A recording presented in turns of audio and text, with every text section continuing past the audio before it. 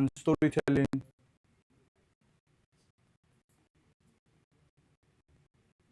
Hello, good morning, good morning.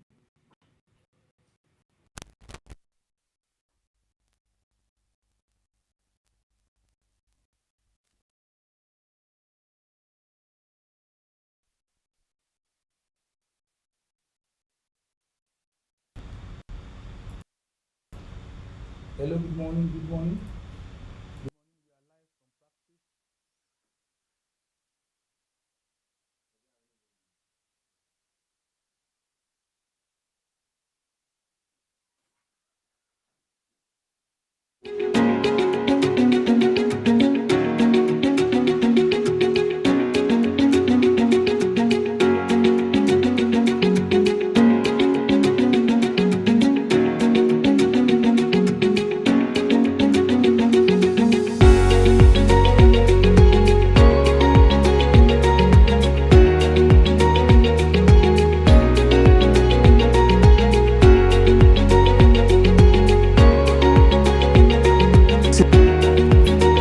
For free training on scriptwriting and storytelling.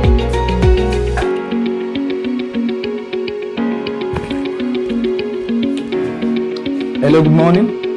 This is day 2 of our scriptwriting and story.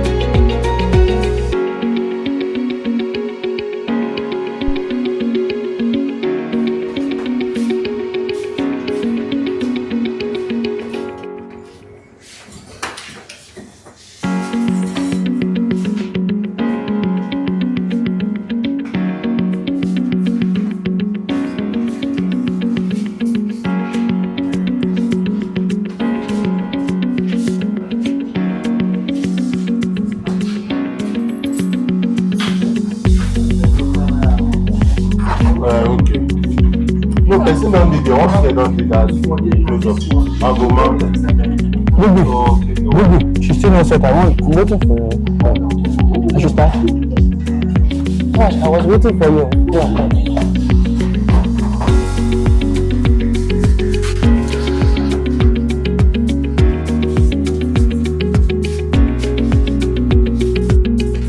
Good morning, all. Welcome to day 2 of our training on storytelling and script writing. I remain your co-facilitator, Wale Adebayo.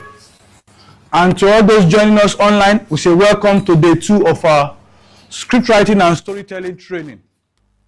Hope you all are a wonderful interest. And very soon we'll be going straight into what we have in the offering for you for day 2. But in our usual habit, before we even do anything, it is important for us to have a recap of what we did yesterday. So it will help us put us in the mood for day 2.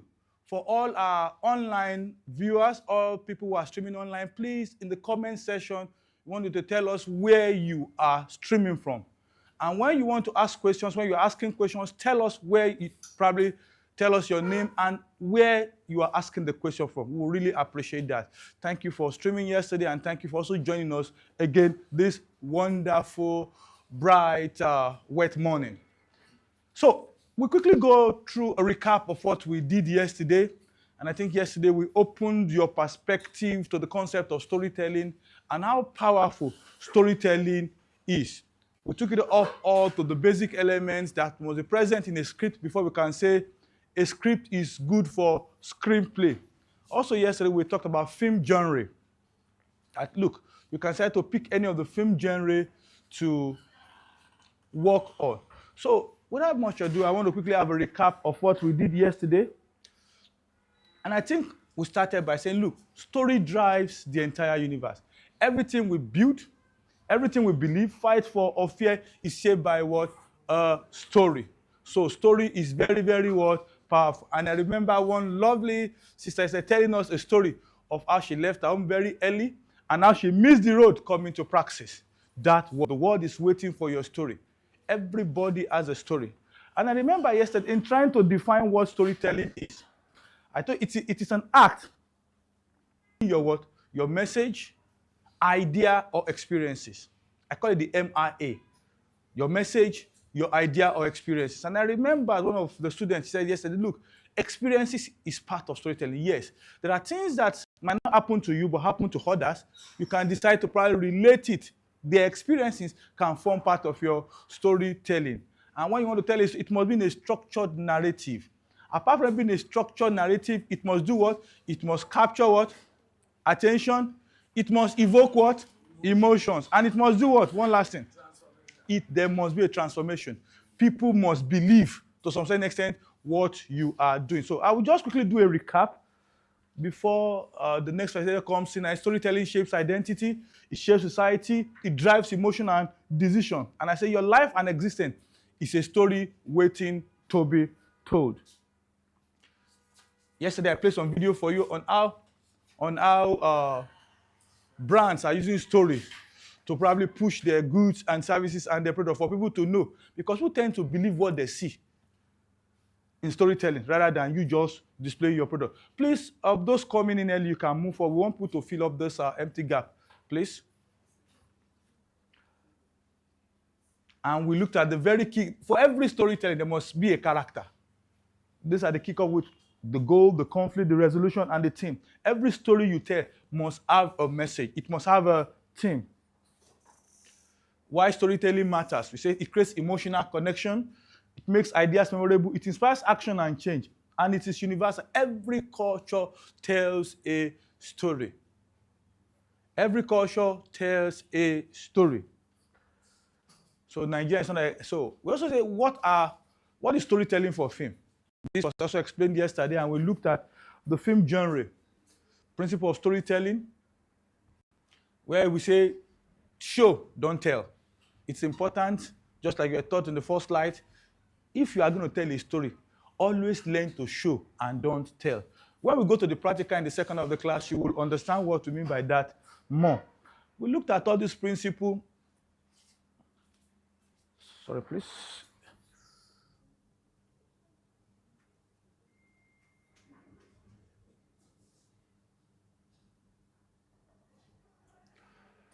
Say characters drive stories. For every story, it is your character that drives and probably implements the story. So structure is everything. For every story you are going to tell, it must have a beginning, have a middle and what, and have a ending. So we looked at starting with a hook, which we discussed barely yesterday. So emotion is everything. And we say every story you tell, make it simple. Simplicity what? Wins. Don't make your story too complex. And remember yesterday we were talking about what is a hook? When suspense becomes too much, what is the quality of suspense that will make your film look more simple? I think we discussed that yesterday. And as we say, authenticity connects. Speak the truth. Let real life and end with a purpose.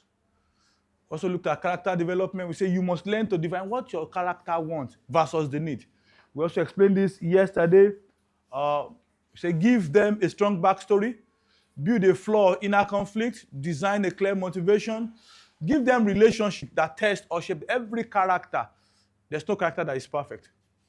So when you are trying to describe your character from the back end, let us see the relationship. And we gave example yesterday. Develop an arc. Let them make tough decisions. Create a distinctive voice. We say, look, you can't start with a phonetic voice and end up with an area boy voice, although it is possible because we also gave instances yesterday that, look, you might have a back-end story that is making you speak phonetically. And your facilitator gave you a practical example yesterday. But most importantly, your character must have a distinct voice. Use physicality and symbols. We also talked about that. Make them active and not passive. And we told you about this character profile template. With this, you can build the template for your character, which is the name, the age, the background, the strengths and flaws. What are the greatest fear of your character? What are their core beliefs? What do they actually believe in? What they want versus what they need. Their relationship. And the turning point in the story you are trying to build. We looked at this yesterday, the different type of film genre. You can write drama, romance, and all the rest. I think I gave you up to 10 yesterday. Horror, documentary, which you say, can horror film sell in Nigeria? And we had an argument over that, including an action film where people say, look, Nigerians are improving on action film. And I remember yesterday I gave you some certain films to go and watch, and you admit that we might not be there yet, but we are definitely getting there. So, adventure, historical, faith-based, fantasy, and so many more. And we differentiate between what's a fictional work and a non-fictional work yesterday.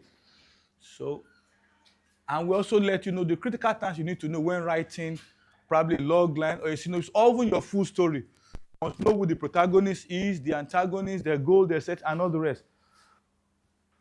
So all this, I'm just rushing through, and we dealt with the 3-act structure, how your film starts from the middle, from the beginning to the middle, to the resolution point, which is the end. And yesterday we showed you on that 3-act structure what and... Oh, sorry. I think I have to go back. Sorry. Yesterday on this arc, we showed you something.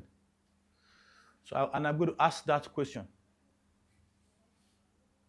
Sorry, please.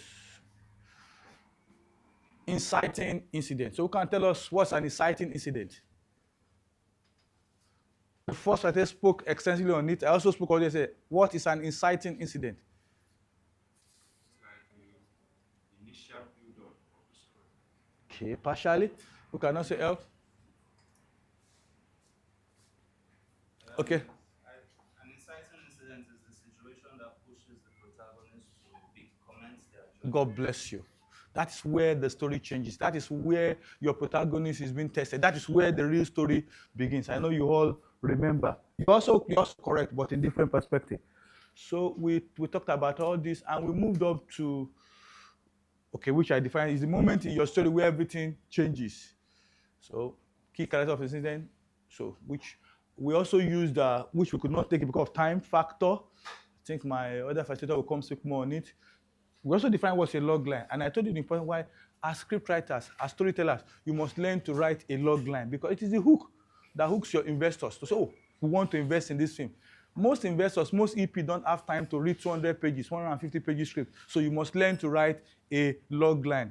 And in the second part of the class, we'll use a log line to start our practical class. We'll use a log line to start our practical class.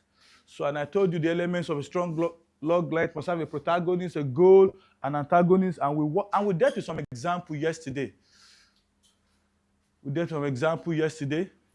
We might even use this log line to start a simple story. Synopsis, and I told you the difference between a log line and a synopsis. So yesterday I also described this practically for you, what is a main story plot, what is a subplot, and what is a plot twist. And I told you yesterday, all screenplays are script, but not all scripts are what? Screenplay. And we delved into what makes a screenplay a script, and what does not make a script a screenplay. And we gave practical example yesterday.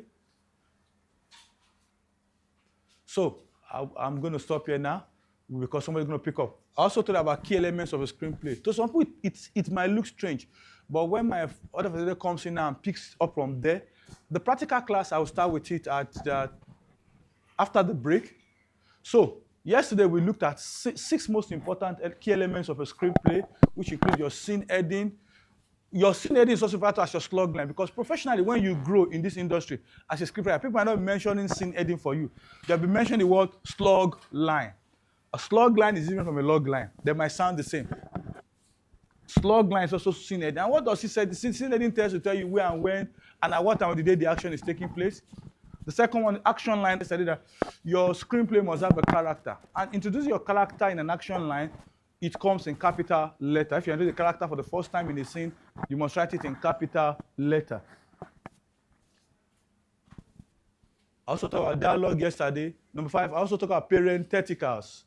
They are very, very important because they tend to show the mood or the gesture of your character at a particular point in time. And there was a question raised yesterday. I remember that, look, parentheticals can not bring out the best in actors. I say, no, most of the time, parentheticals help direct the actors in the right direction. So it is also important. And I also told you how you to convert your parenthetical to action line. When we go to the practical, you will get to see more of that. I think I will have to stop here for the review. 1, 2 questions so that the data facilitator can come in right now. Any question from yesterday so far? So if there's no question, we will go to the next class.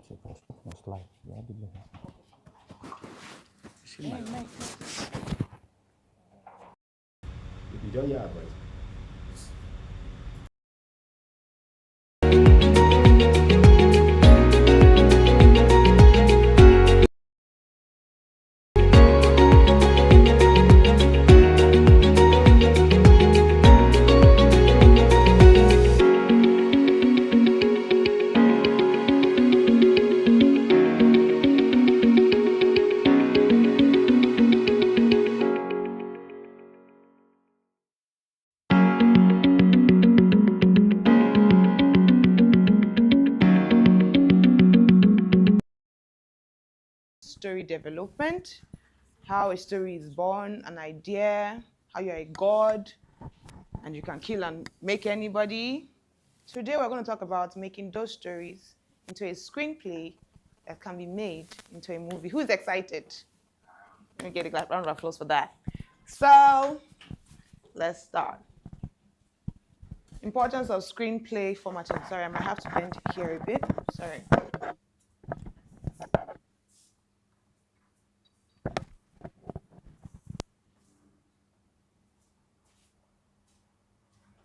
Says, first, before you proceed to write any script, you have to first know why and the importance of why you're writing said script. Do I know you? What's your name? Okay. Importance of writing a screenplay. You could easily gather a group of actors and say, we're going to make Karashika Part 10. Everybody knows what Karashika is, but they might not know where to be. The DOPs might not know where to be. The actors, the directors, the grip, the props guy might not know where to be. So a screenplay gives you a defined duty of each person in the filmmaking business. So number one is that proper formatting ensures your screenplay is presented professionally and makes it easier for producers, directors, and actors to read and understand. Like I said, it gives you a clear picture of what you want to do. It can be what initially separates your work from either being read or discarded, regardless of how good your story and dialogues are. This is very important. You might have a really beautiful story. Who have heard the story of Rambo, his first script, how it was so good and it was pushed aside for a long time. This can help you avoid that. You have a good story and you learn proper formatting. You can easily pitch your story to directors. You can easily pitch your story to actors. I've been in situations where, because I wasn't so good at formatting, my script is presented to actors, not directors now, actors, and they look at it and be like, the dialogue is whack. I'm not doing, and I don't like what I'm looking at. Proper formatting helps you avoid that. In Jesus' name. Somebody say amen. Amen. Sorry. Is it? Oh, it's me, sorry.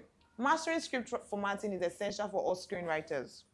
See, if you do not know where each element should go in your script, you should not be called a writer. You should be able to wake up in the morning and say, this is where slug lines should be. This is where the action should be. This is where the dialogue should be. This is where each and everything should be. Sorry.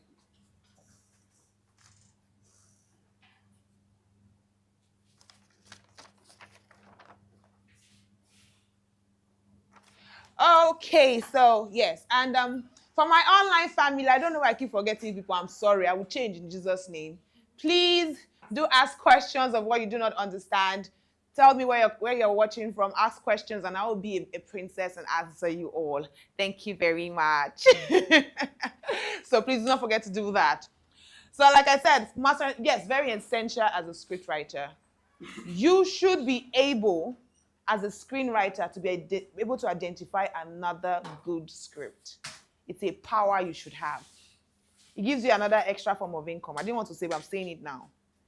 When you know how to format a proper script, other beginners can come to you and say, mommy, daddy, auntie, uncle, my helper in the Lord, help me format my script. It's good. It's an important tool you have to have. It says, use industry standard software like Final Draft, Celtex for proper. Yeah, we're going to do that today. So let's move forward. Any questions?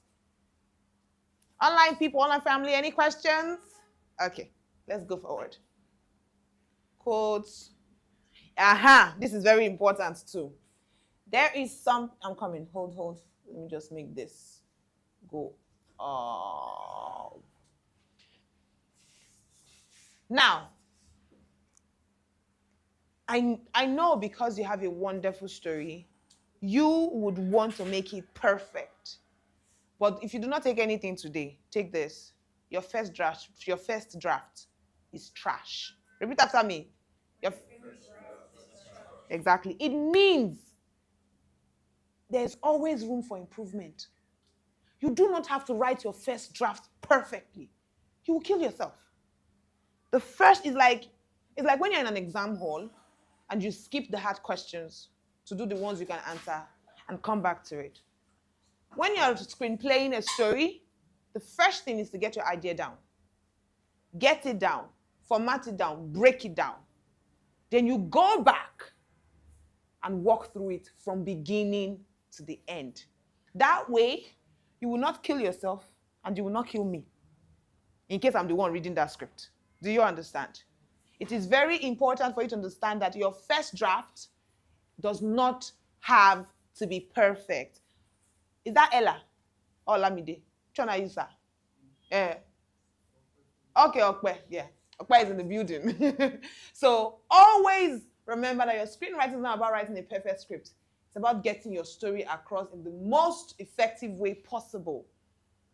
Forget perfection. The world is not perfect. Therefore, the world you create through your writing does not have to be perfect. It just has to be beautiful. Am I making sense?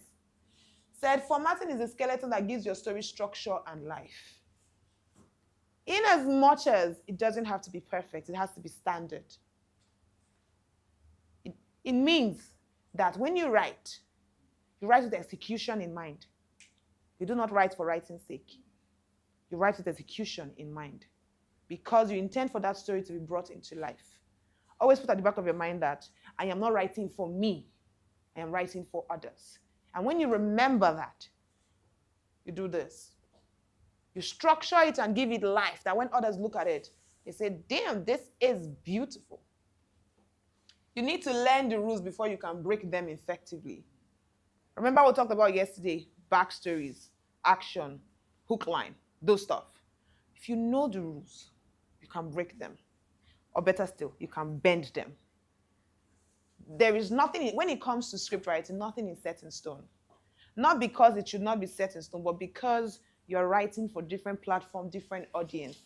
So for example, if this platform likes hook line, you can start with the suspense on this one. But you have to know where and when to apply each rule and break them. Am I passing the message across? Moving forward. Now we come to elements of script writing. Oh, my kidney is not complete. Elements of script writing. On top of it, we have scene headings, which are my colleague talked about, slug lines. You guys remember that? So I'm going to ask a question. What is a slug line? What is the scene heading? What does it entail? Somebody tell me. This thing has repeated over time. So tell me, please. Where and when an action takes place. I love you. Thank you. Please, a round of applause for her, please. Then we have the action lines. Somebody please help me. What's the action line? Eh?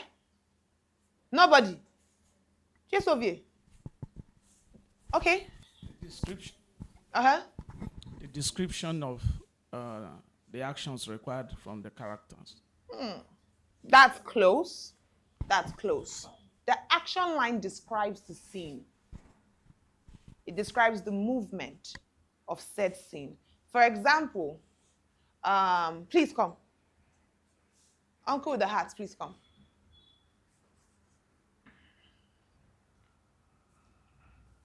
Please stand. He's my actor now. So come here. Is he in frame? Are you guys seeing him? Good. So he's my actor now, and he's going to pick up that book. Scene heading: interior, classroom, day. Scene heading. Action line.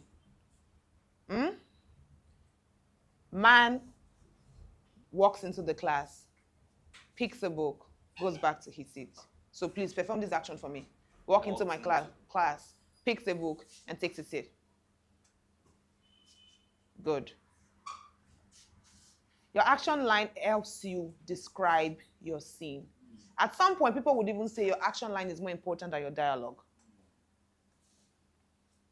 If the action line says, she wails while she rolls on the floor, and the dialogue says, Chimo, and you ignore, blood of Jesus. You ignore the action and you just go, Chimo. It doesn't work. Your action line has to be perfectly defined. So the action lines describes movement, placement, mannerism of the scene. Are we together? Then we come to characters. Please, somebody tell me who the character is. Who is the character?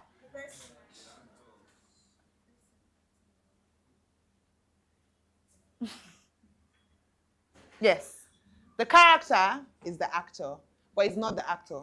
It is the person, the hero, the protagonist, the witch or the wizard in the story.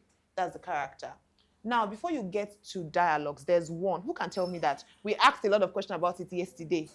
There's one that we talked about here. Who can tell me what it is? Were you in my class yesterday, this man? Clap for him! Please stand up, stand up, stand up, stand up, stand up. Please your name and where are you coming from? Mike, please. Please pass the mic, pass the microphone. My name is Joseph. Uh-huh. So I'm coming from Shasha. What's that? Shasha Limosho. Oh, welcome. No, currently I'm a student of Praxis. Hallelujah, hallelujah, hallelujah. Praise God.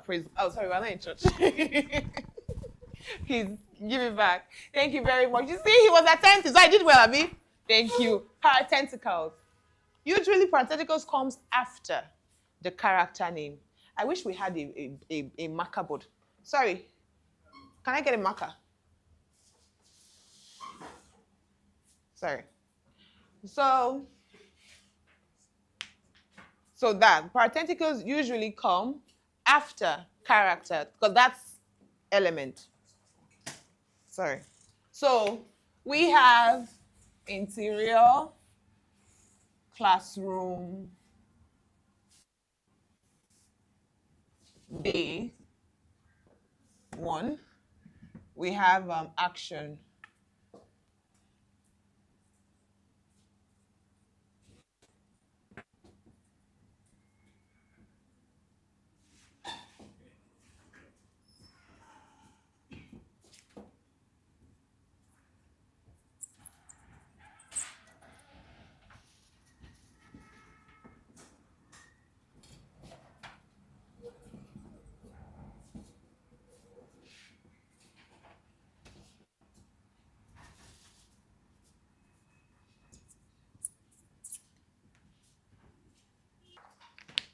Before we move forward, what is this?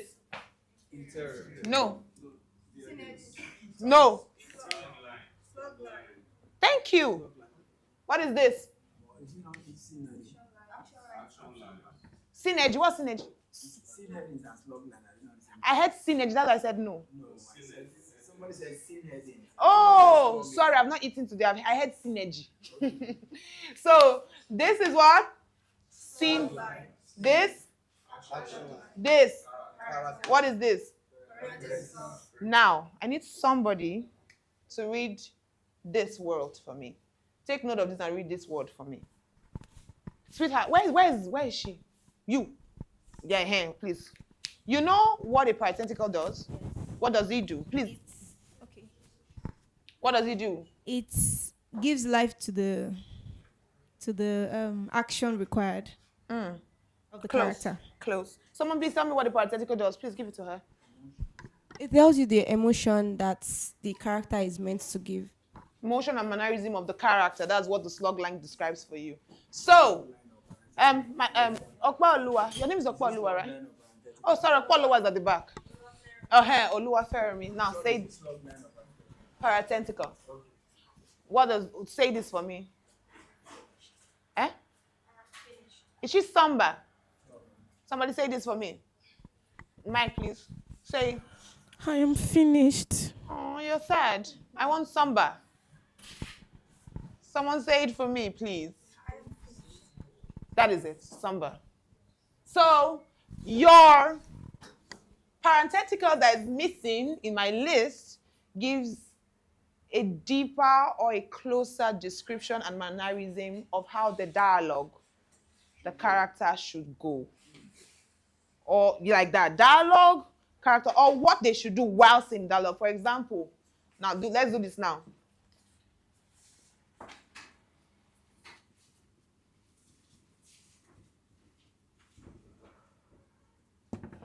Somebody do this for me now.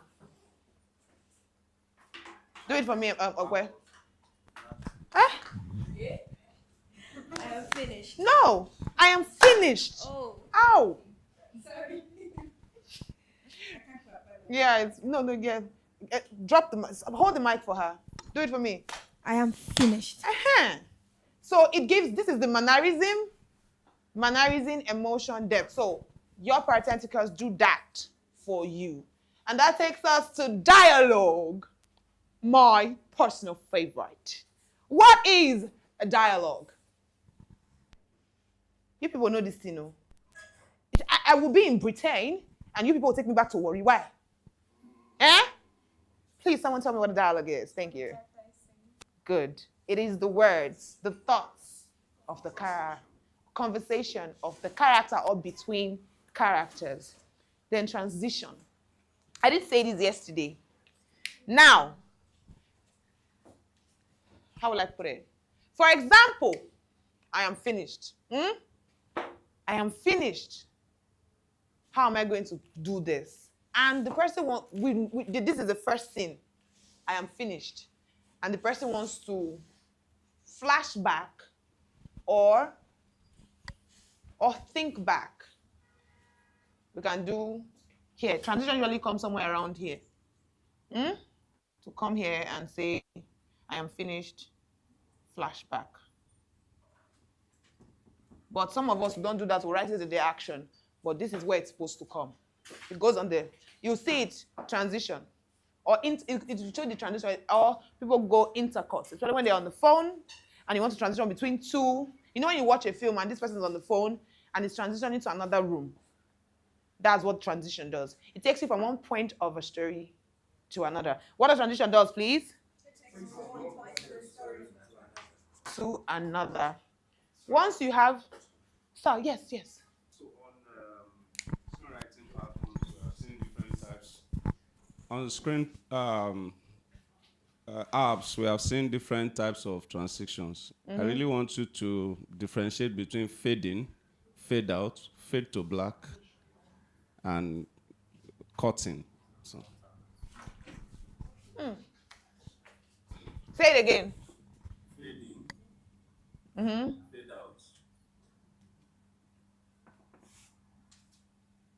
Fade to black. To blank. It's black. Cutting. Cut in. There's also cut out. Which platform are people using? So for fade in, you know when you are doing credits, first credits, and it has this black thing. This fade in, fade out is for the editors, but I will tell you. You know when you are doing name, just over your... Okay, we are back. It's going to come now. You know when you are doing starting of credit, those stuff, and it just goes from that black space to the first scene. That's fading.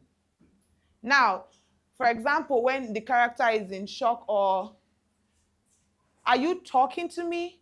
No, I'm talking to my wife, and the wife is behind, and the person looks back, and there's this shock on the face, and it just fades to black. Fade out to another scene. That one. Fade to black is maybe when so we have middles, like we have points in stories where, like first part, beginning part, middle part, and end part. Fade to black is used to tell the editor where to black out or through. Then cut in. Cut in is when someone is talking. That cut in is for parentheticals. For example, say something. Say something to me. Shut up. What did I just do? I just cut in. I don't know where you guys saw cut out from. But what I know is cut away. It's not cut out, it's cut away. That's one I know. Cut away. It's when there is a particular object that is named in the script. For example, a book. So you name the object. It means when they are filming that scene, they have to cut away that object when they refer to it. It's the important object in the scene that has to be, is a lead actor in that scene. Do we understand this? You don't understand? Okay, for example now, shake me. And Jason shook hands with his lecturer. They have to cut away our hands. Camera pans. Pans and emphasis. Thank you. Emphasis on you know what you're talking about, my sister. That, do you understand now? All right. Let's go forward. So, we talked about it. Scene heading is like the address of a story location. It gives us essential information when a scene takes place. Now, scene heading has different titles. Who can tell me what this is? What about this? What's this? If are you? Oh. Okay. So read this for me. Does it rhyme with that, what I did there? In this format, so this one is self-explanatory. For the online people, for the online people, let me push this forward. I'm sorry. So for the online people, your scene heading basically has these titles, these abbreviations in the beginning. This means the interior, exterior establishment. Who can tell me what? So extab is the first picture of the location, vicinity, premises, environs in general. So that is what an extab means. For example, those houses you see before they cut to the scene, those are the extab shots, and they are very important to break scenes apart. Then, yeah, for example, interior coffee shop day. This format stands for interior. A coffee shop is the location. Day indicates what? The time. Your scene heading has to have the position, location, and time. If it is going to be continued in the next scene, what will you not put here? What will you put here? Continue. That's what you put there. If it continues, let's say we have a scene where we are fighting, and the next scene, everybody is broken apart. Me, I'm breathing. My uncle is breathing. His wife is breathing. But same costume, same location, is interior, Uncle Femi's house, sitting room, day, continue. Or you can take out the day and just say continue, because it could be any time. You must have graduated from morning till night. But it's important to note if a scene is continued or not. Scene, I've done this. So, we've done this already, but let's just, for the online people who are not here. So, sorry. Scene heading. Scene heading sets the stage for our story, both literally and figuratively, allowing readers to visualize the scene vividly. Remember what I said about you not writing for yourself, you're writing for others. Because, and also remember what I said something that you do not do what? You are the only one that knows what? No, you're the only one that knows your story. You are the only one that knows your story. So it's okay.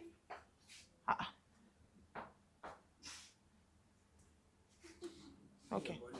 My body is not touching anything, the blood of Jesus. So, because you are the only one that knows your script, you could have easily written a prose and sent out.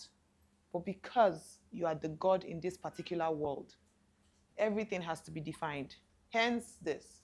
Scene heading sets the stage for our story, both literally and figuratively, allowing readers to visualize the scene vividly.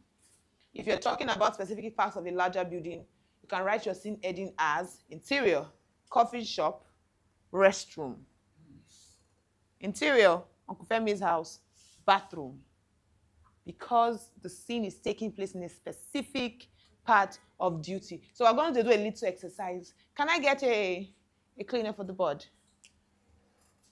Whether you use as a dash, a slash, sometimes I like to use a dash. It's just prettier that way. Be sure to maintain consistent use of your choice. You cannot use a dash one way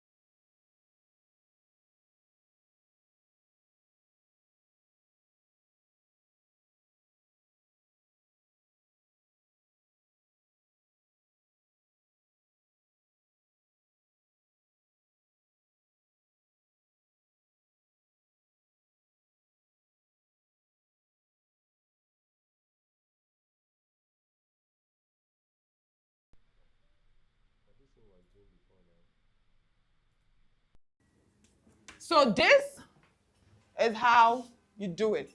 And trust me, this is not a situation of example is simpler than classwork. No. This is how it's done. If you want to do it like this, it's coffee shop / restroom dash what? Day. Very important. So let's move on. Do you understand this? Good. It's very simple. If you don't understand, so I suppose shout. Action lines. We're going to do an exercise for this too. So, action lines are brush strokes that paint the visual canvas of your screenplay. They describe physical action, movement, and important visual details. Who can tell me what an important visual detail is? I've said it before, but I didn't say important visual. Yes, my love? Like the important details, like the book is to carry the book. So the book is the important detail. Thank you. It is those important things in the room that plays a role. For example, if they're going to stab somebody in that scene, that knife should have been seen in the space. It is little details that me and you know. For example, Ade walks into the room, he looks around, there's a flower vase, a knife lying there, he ignores those and goes and sits down. A few minutes later, or almost immediately, Lola walks in, and Lola speaks, very haughty or in top of her voice. Ade, are you mad? You called me into this room. Ade walks to the table, leans, his hands caressing the edge of the knife. Remember, we saw the knife the first time we walked into the room. That knife is the what? Important detail. So, action is character. If we can't see what your characters are doing, we won't know who they are. David Mamet. You need to write in present continuous tense. The events of your scripts are happening right now. Even when you are doing flashback, that is the first time we're seeing that thing. So it has to happen what? It has to happen what? Very important. You need to write in, okay, a bad example is she walked into the room and her eyes scanned the cluttered shelves. The correct one is she walks into the room, her eyes scanning the cluttered shelves. A story is in present tense. It's happening right now. If it is in past tense, it means we cannot see it. It means it is done and dusted. So, who's ready for an exercise? Somebody stand up and give me an action. Anyone, please. Do I have to point? Somebody? Anybody? Uncle with the glasses on the head. You are the one that have your glasses. It's at this house now. We've started building a script already. Okay. If you use this example now, you go outside.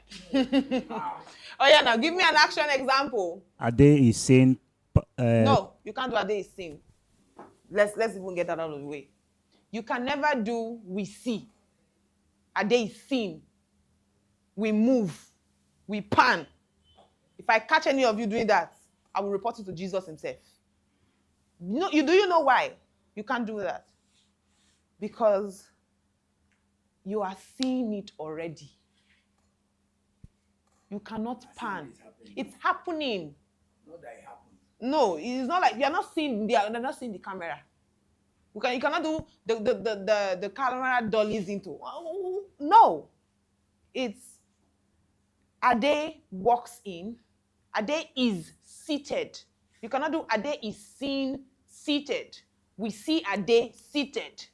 Camera pans to see Ade seated. Umbanu. Efia.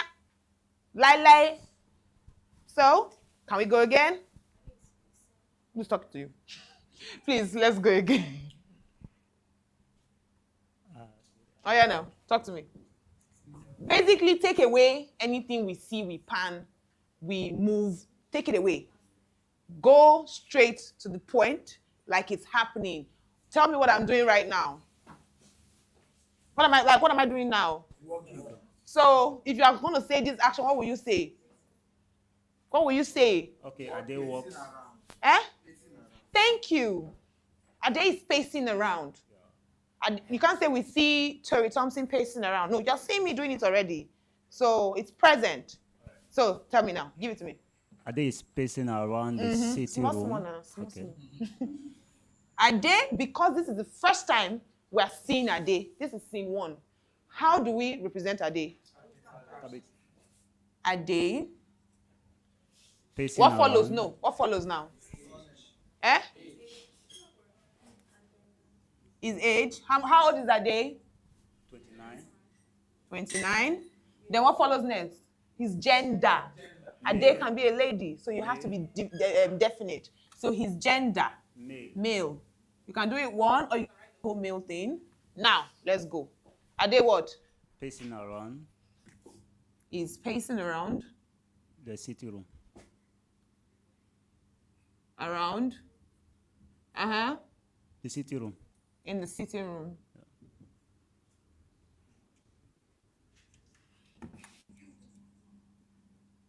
This is an action line. That way, when the actor sees the script or the director sees the script for the first time, Ade is pacing around. Oh. So what happens next? Talk to me. What happens next?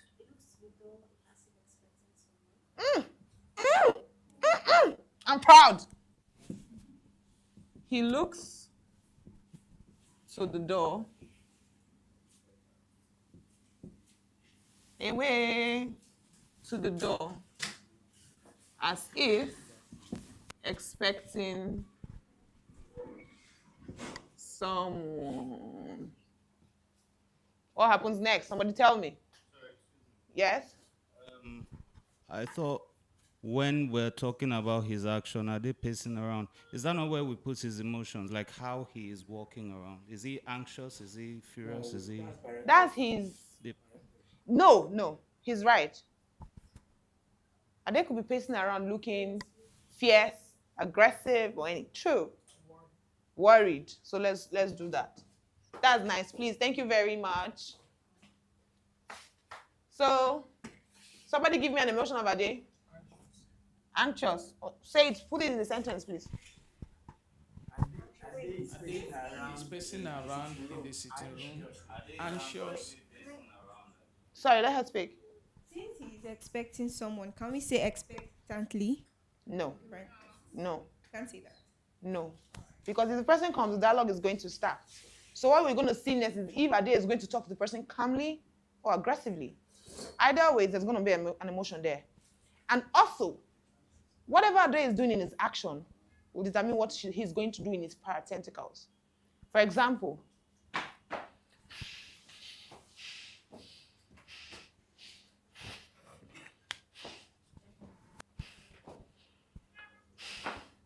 person walks in. Where have you been? I'm angry. Now, this is now.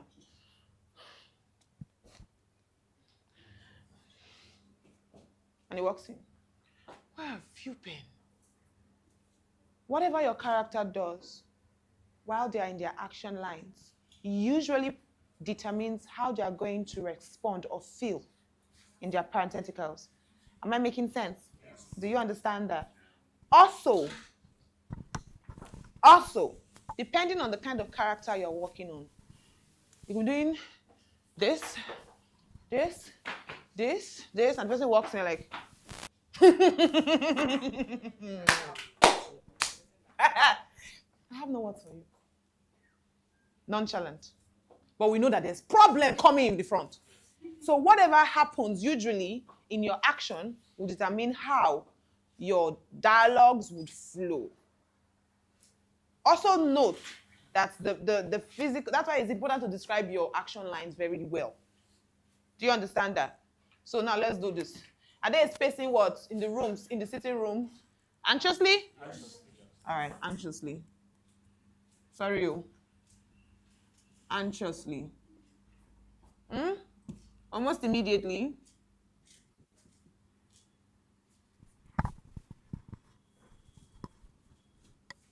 Lola. Now, tell me how am I going to write Lola? Why?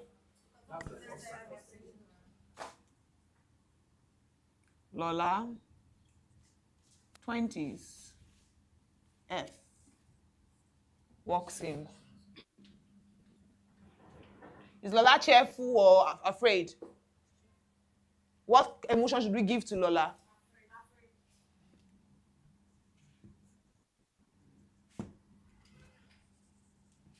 Walks in,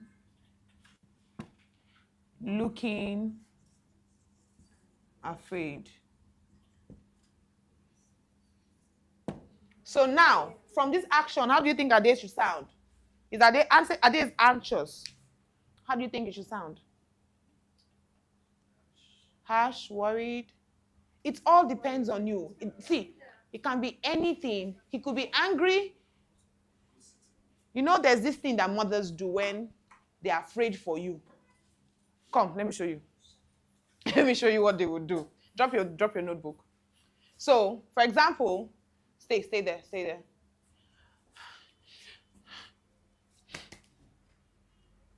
Okay. Where have you been? I've been worried. Oh my God. What's wrong with you now, eh? Did you know you get? So you can have two emotions in one dialogue. You get? You walked in and he sees her. Oh my God, I'm worried about you. Check if there's any damage first. No damage. Are you okay? So let's do that. Ade, worried. Where have you been?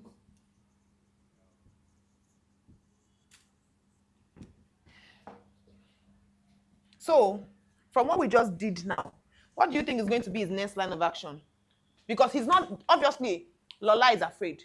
So she doesn't have voice to talk at the moment. Or Lola is not speaking at the moment. Ade is speaking. So what do you think Ade is doing now? He turns her around, checks her for injuries, finding none. He is angry. Ade again.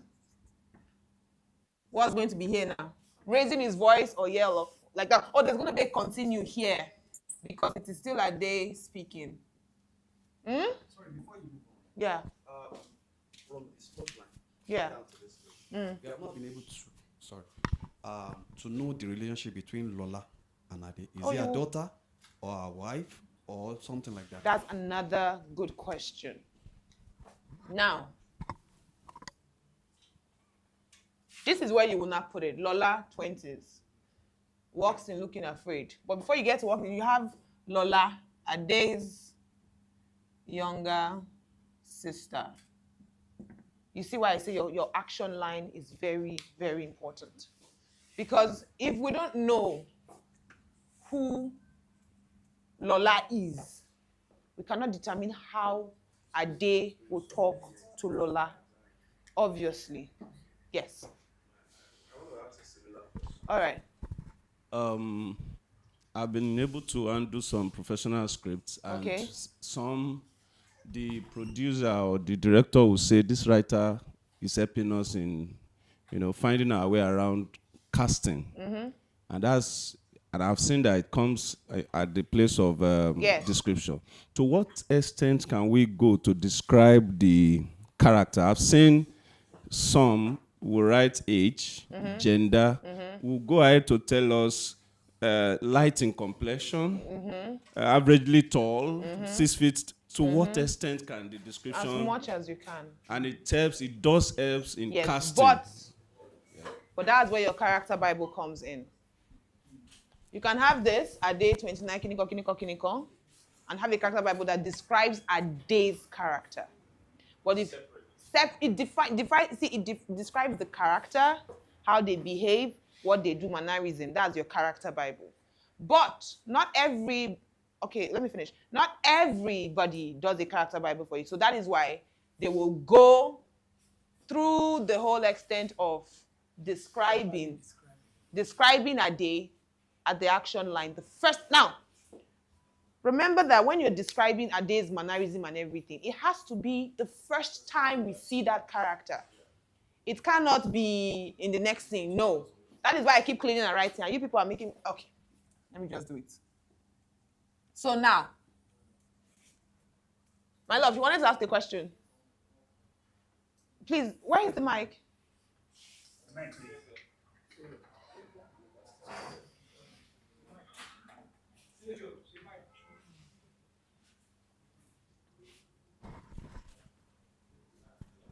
So what do you want to ask? So we'll do it at once. Okay, so I've watched few movies and I've read few stories. Is it really compulsory that you have to identify how related, how Lola is related to Ade? You know, sometimes from the dialogue you can tell who they are, but like I said, you are the one that knows your story. So if it is going to help you in pitching and helping the production easy, it is important. In fact, note to self, it is important for you to describe your character the first time we see them. It helps in long way in casting, and it helps the director in visualizing how they want to play said character in every scene. Does that change it? So now, let's go. Ade 29, tall, dark, bulky. Tall, dark, bulky is pacing anxiously in the sitting room. Almost immediately, Lola,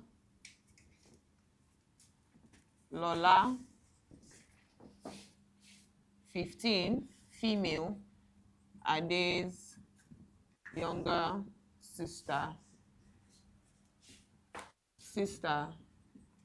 walks in looking cheerful.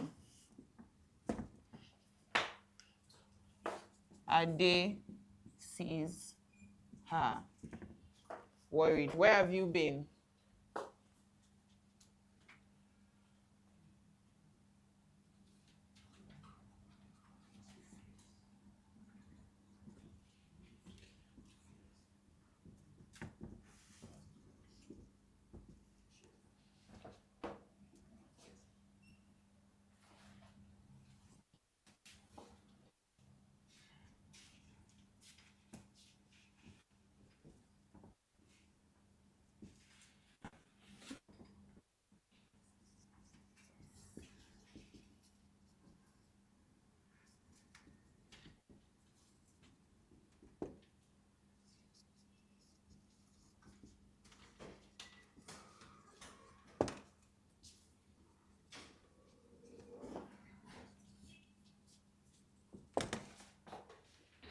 This is a scene on its own.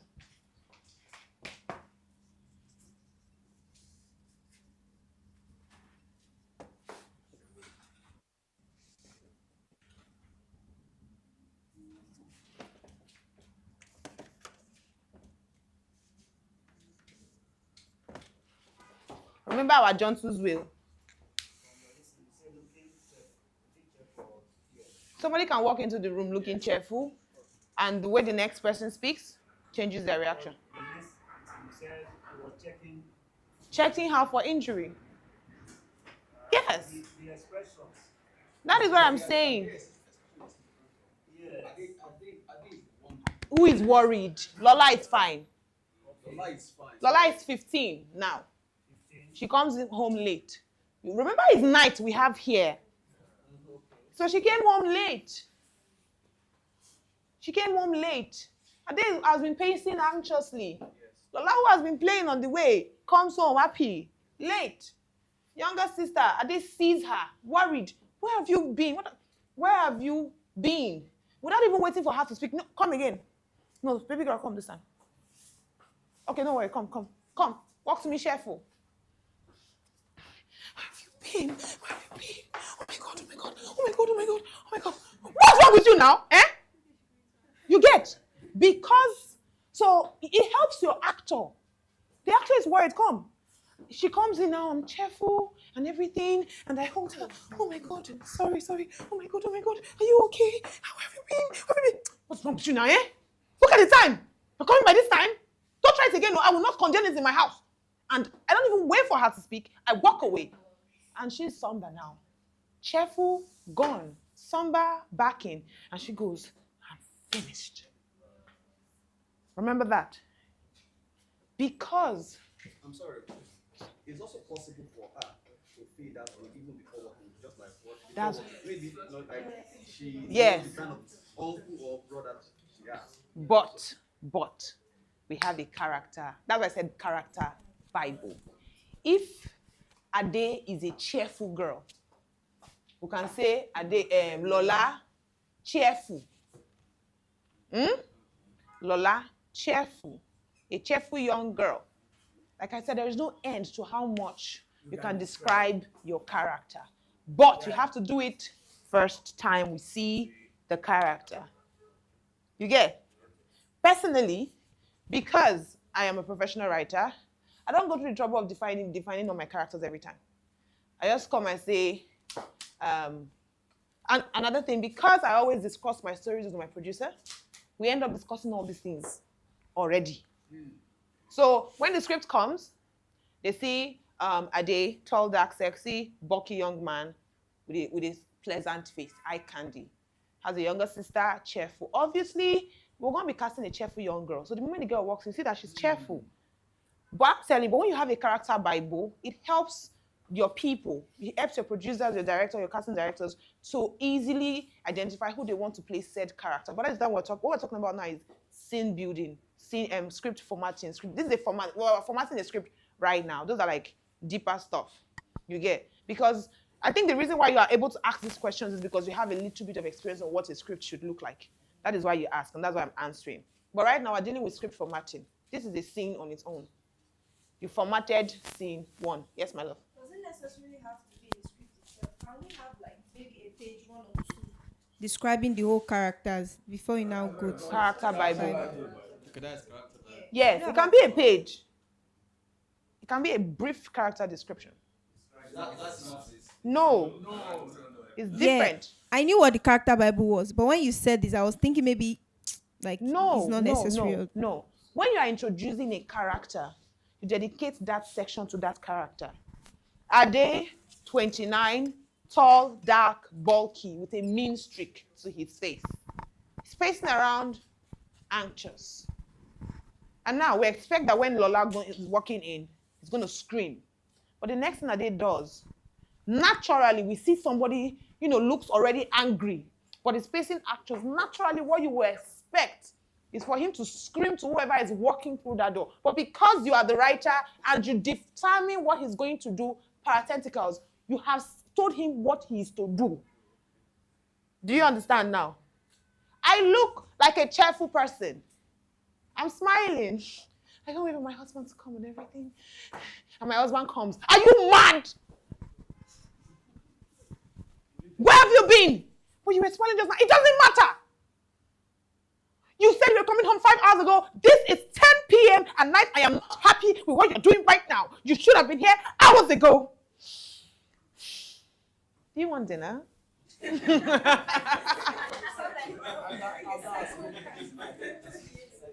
Question from online. Oh, my online family. Hope you're enjoying the class. Let me hear it, please.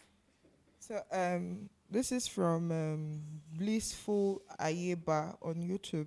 Okay. So the person is asking, please, is it compulsory we write sitting room again in the action line, seeing it has been stated in the slug line? No. You can say around the room. Does that, you can say around the room. You get. You don't have to write sitting room again. But you can say around the room, in the room, walks out of the room. But we already know from the slug line that it is the sitting room. As I was saying, so because you have determined how the character should feel, imagine having a wife smiling and happy, my husband is coming. And he walks in, she just switches. And she goes, do you want dinner? I made your favorite. Even the husband knows there's problem. The husband is going to go, oh my God. Lola, let's talk about this, but she's going. It is your parentheticals, your actions that describe this. Let me hear you. For people that write TV commercials or adverts where they already know the person that they are casting, like the company already says, okay, I want to cast so and so person. When you are trying to write the action line, do we still write like the name and their age and stuff like that? It is you that give them the character of what they are casting. I keep saying this thing. Baby girl, you built the ship. You determine who is going to run the ship. If the company is looking for a tall, dark, sexy young man, you already tell them, tall, dark, sexy young man. Does that explain it? So can we move forward, please? Hey, wait, my kidney have off. Oh. My kidney have off. Oh, he's back. He's back.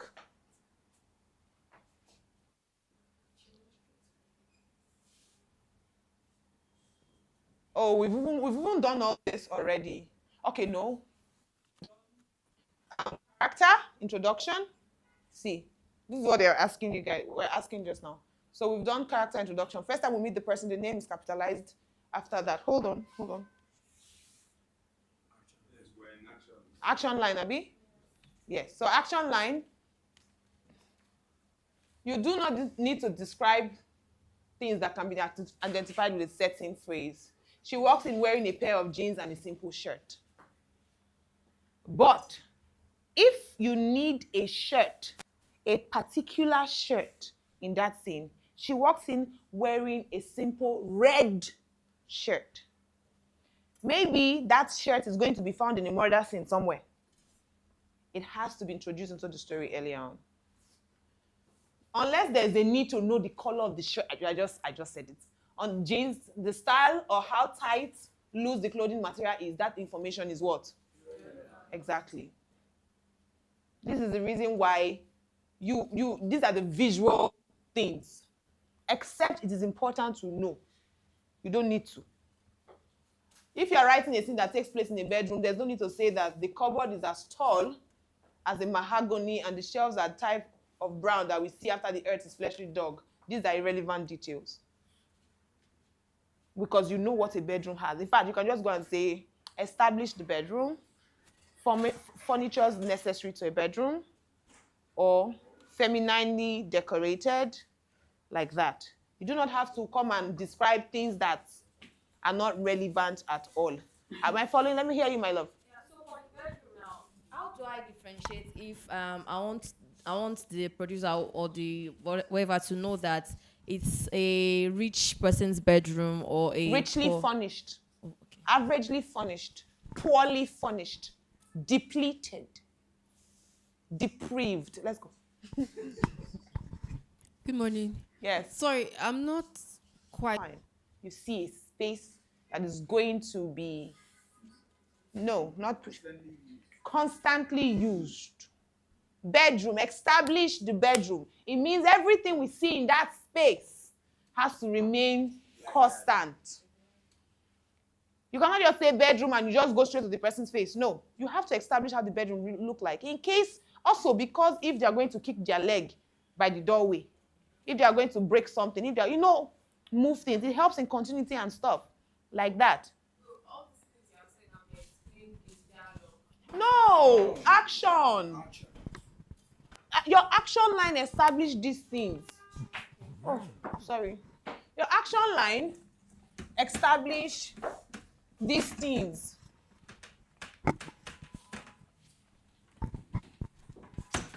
Your action line, when you enter a room for the first time, half the time we already know what a sitting room should look like. But if you are going to go into content, especially when you are writing for like a particular class of people, if you want your characters to be rich, that's why we're coming to action line now. What we're doing before was scene heading and formation, you get? Now we're breaking it down. If you're writing the action line in a particular kind of room, you establish the room. Sitting room, establish sitting room, richly furnished, portrait of Ade on the wall. Ade and Lola on the wall smiling. They look like a good family. Ade, calm down now. Portrait of your happy family on the portrait looking happy. Calm down. Ade, 29, male. Tall, dark, bulky, pacing around the room. Looking anxious. Almost immediately, Lola, 15, female, cheerful looking young lady, walks into the room. She has a playful streak to her. Ade sees her. He goes to her. Where have you been? Kiniko, kiniko, kiniko. Checks her for injury, find there is none, goes on, starts screaming. Don't try this again, it is late, don't stay out till late. Kiniko, but whatever that room is, it is easier to say establish the room. That gives the props person jurisdiction over that room. If you want portraits to be in the room, you name it. I want a portrait there. If you want a glass or a vase on the table, you name it. I want a vase there. But to stop, to remove unnecessary many words, you can just go and say, establish the room, portrait of the family on the wall. That way, they can put everything required in that room and the portrait on the wall. Does that answer your question? Okay. Where we said Ade is pacing around in the sitting room, that's the action line describing the establishment sitting room. It's not. No. That we didn't describe the room in that action line. Okay. We did not, but I'm telling you now. Where's my marker? Interior. Ade's sitting room. Ade's house. Sitting room. Night. If I want to describe that room, and it's an average living class family, I don't want to box my props person. Props person is who designs the set. Establish. How do you think they spell establish? Establish sitting room. If I want to go further and help the props guy again, averagely what?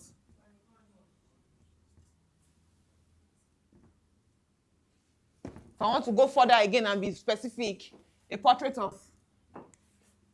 family portrait on the wall. Now, if I want to also go forward again and say who is in the family portrait, we come here like this. Are they? Now, you see in this place now, you will now describe every single person in that portrait. But because we don't want that family portrait, because they already know their characters and who they are looking for, you will come here and say, Ade could have been young in that portrait. Ade could have been really old. So that's not your business. That's their business. Now they know who. Sorry, my online people. I'm so sorry. I will not speak pidgin again. I will change. Sorry, I have a question. Before we proceed, let me hear the question, please. So I don't know if this question has been answered, but Doreen is asking on YouTube, Doreen Vicent is asking, must you bring in action line during character description? Your character description is in your action line when you are introducing the character for the first time. Remember that. It is when you are introducing that character for the first time, that is when you describe them. It doesn't have to be all the action line. But if the character is looking a certain way in another scene, you have to describe it. For example, Lola just came out of a fight, looking bloodied and beaten and battered. Lola walks in looking bloodied, beaten and battered. You describe how she looks at that scene. But you do not describe the character at every scene, except they are looking a certain way. I hope that answers your message, Doris Decent. Thank you all for watching wherever you are. Please do send in your questions, where you are watching from, and thank you. So let's go. So because the picture, like where we were, because we do not know how Ade look like at a certain point, can I say family portrait of D on the wall, family portrait on the wall, a family portrait of the Ade family. So when we now introduce Ade for the first time, where is the person I'm answering? I'm talking to now. Establish the sitting room. Because you want to be specific of the kind of sitting room you want, averagely what? Furnished, richly furnished, poorly furnished, furnished luxuriously, whatever it is, But this is it. This way, you've covered a whole lot of things you would have been describing, table, chair, kiniko. You don't do that anymore. You've wrapped everything into one word. Look at it here. Unless there's a need to know the color, whatever, information is relevant. If you're writing a scene that takes place in the bedroom, there's no need to say the cupboard is tall. All these many things. You can just say richly furnished bedroom, femininely furnished bedroom, masculine furnished bedroom. That way, it gives the props person who is in charge of that thing to know what to do. Does that answer your question now? Do you understand me now? Okay. So, as we were saying, paint a picture with your words and let the reader's imagination do the rest. That's what I'm saying. You see what I said now? Because this word, average, covers a host of things. Averagely furnished, instead of a big mahogany table, you know it's a small table. Because if you say averagely furnished, and I walk into the room and I'm seeing chandelier that is everywhere, it's wrong. That is why, my village people, they are back. Oh.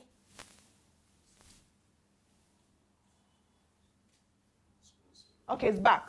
You get. Sorry, you get. Paint the picture with your room in the day. So now, let's recap now. When you are doing your action lines, that's where we are. Action lines. Now, before we come here, you describe what you want to see in a room that is going to appear consistently for the first time. That goes. You can give them specific things you want in the room. Portraits. If you want a knife there constantly, put it there that a knife constantly hanging on the shelf. Like you see those Korean dramas and they'll tell you those swords hanging. It's always in the script. Then let's come here now. Don't jam pack too much in one paragraph. Sorry, is there? I don't have.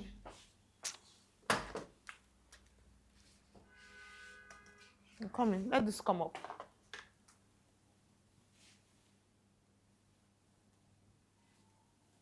Hold. I wish I could show you this. Okay, no, it's going to be here. Do not jam pack too much in one paragraph. In other words, do not make it too bulky. Yes? Okay. So just to be sure, establishment has to do with describing, a particular scene, right? Averagely furnished, richly furnished, right? Establishment covers the description of a place. Of a place. For the first time. Okay. If you're establishing a room, it's going to cover how the room is supposed to look like. Okay. So if we're establishing a room that is averagely furnished, it means that we are going to see that room averagely furnished for the first time. Next time we see it, we don't have to establish the room again. Okay. We've already established it before. Okay. Then action line tells us what our character is. The action line it describes the scene, the character, mannerism. The action line describes everything. Okay, beautiful. Thank you. You're welcome. Are you sure you have it now? I can do it. All right. So, this thing, I said it. Do not tell me you want to see. We pan. Do not include camera's direction. We know it's going to happen. No, I'm saying it's the wrong way. Don't do it. Do not need to tell the reader that the camera follows. We see. Uncle. Write what we are seeing. Don't tell us what we see. If a character sees something, then say XYZ sees ABC doing 1, 2, 3. You understand this, right? John sees Lola shaking her ass. I'm sorry. Then character introductions. We've just touched on this now. The first time we meet the person, the name is capitalized. After that, we write the name regularly. So it also means if you want to introduce that character for the first time, describe whatever you want to do. It's the first time you see that character. Your character Bible in your treatment has your character's full profile. I said it. Character Bible. For the screenplay, let us know your character in a few words or just a sentence. Remember what I said? Yes. Is it necessary that we organize a Character Bible. character Bible? Yes. Okay. Yes. Because they might not ask for it, but they will ask for it. It is better to have it and not need it than need it and not have it. It is important. Your character's first appearance are crucial. They should tell us more about the character than just their physical appearance. That's what we're doing. The person that asked that question, that's what we're doing then. When you introduce the character, their name, their age, are they bulky? Are they cheerful? Are they annoying? Because there are some people that look very annoying, like me, and I look natural, and my resting face is annoying. You get? So when you want to describe me, Miss Story walks into the room, Miss Story is in the room sitting down, Miss Story is in the room pacing around with her resting annoying face. It means every single time when I'm not talking or smiling,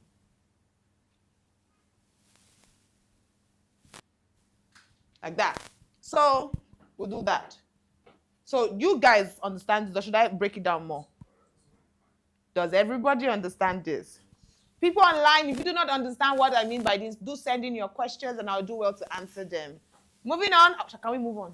Okay. Character introduction. We just said it.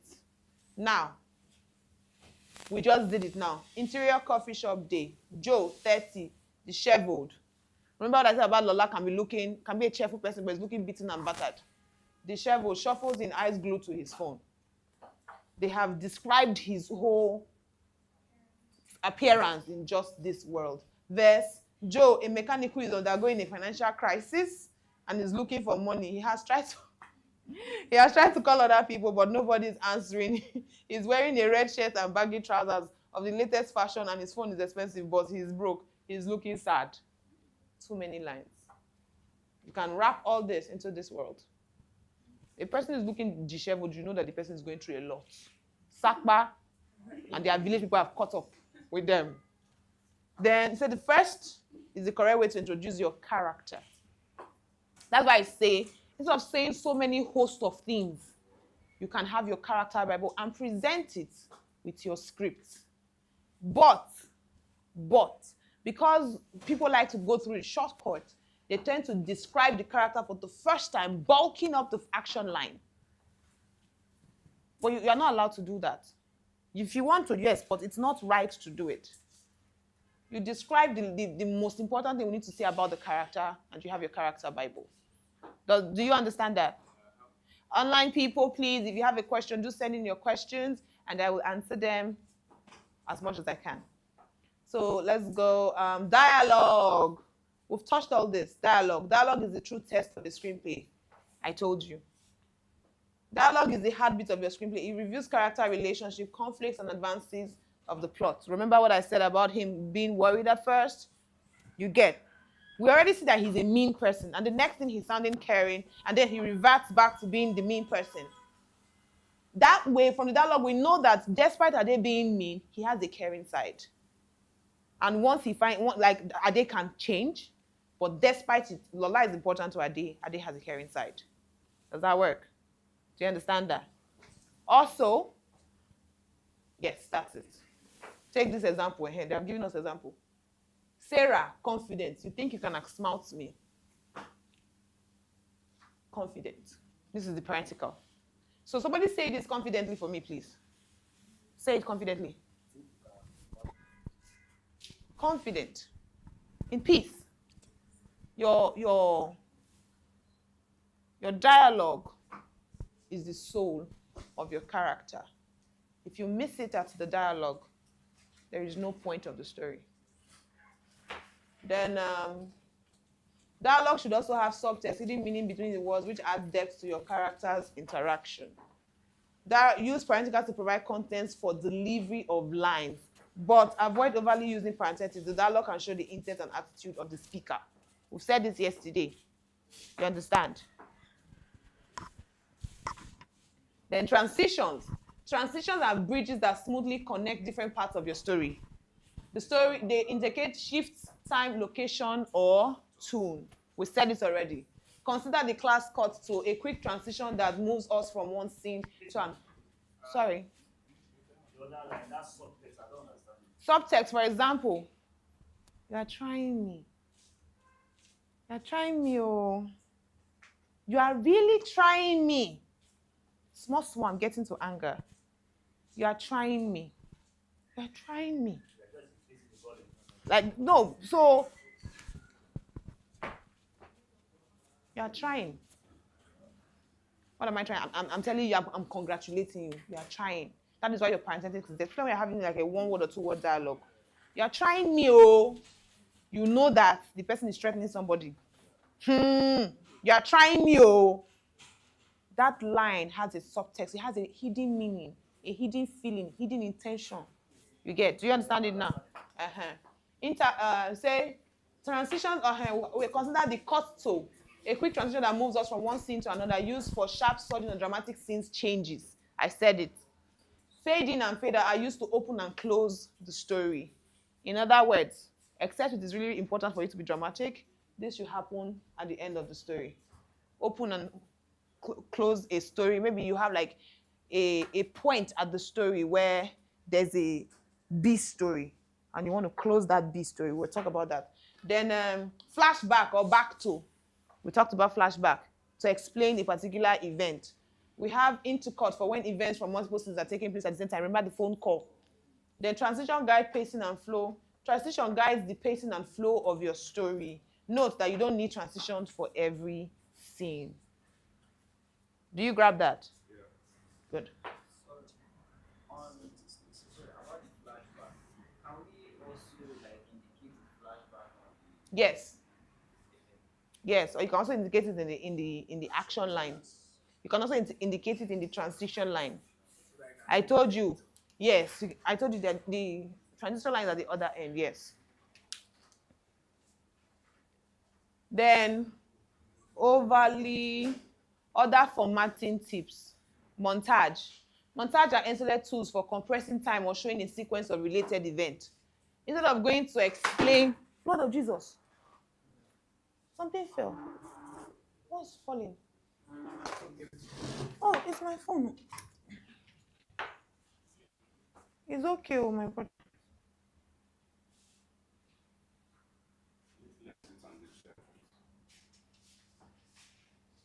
So, if you have so many, for example, you want to do the flashback and it's so many, instead of going to each scene and saying many dialogue, you can just show the actions, you compress it.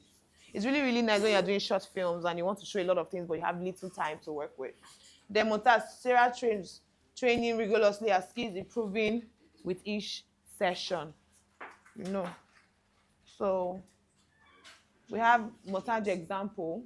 But you know what the explanation of montage, is it clear to you? Is it clear? Okay, let's move forward then. How to write action scenes. You understand how to write action scenes now, right? But let me just go.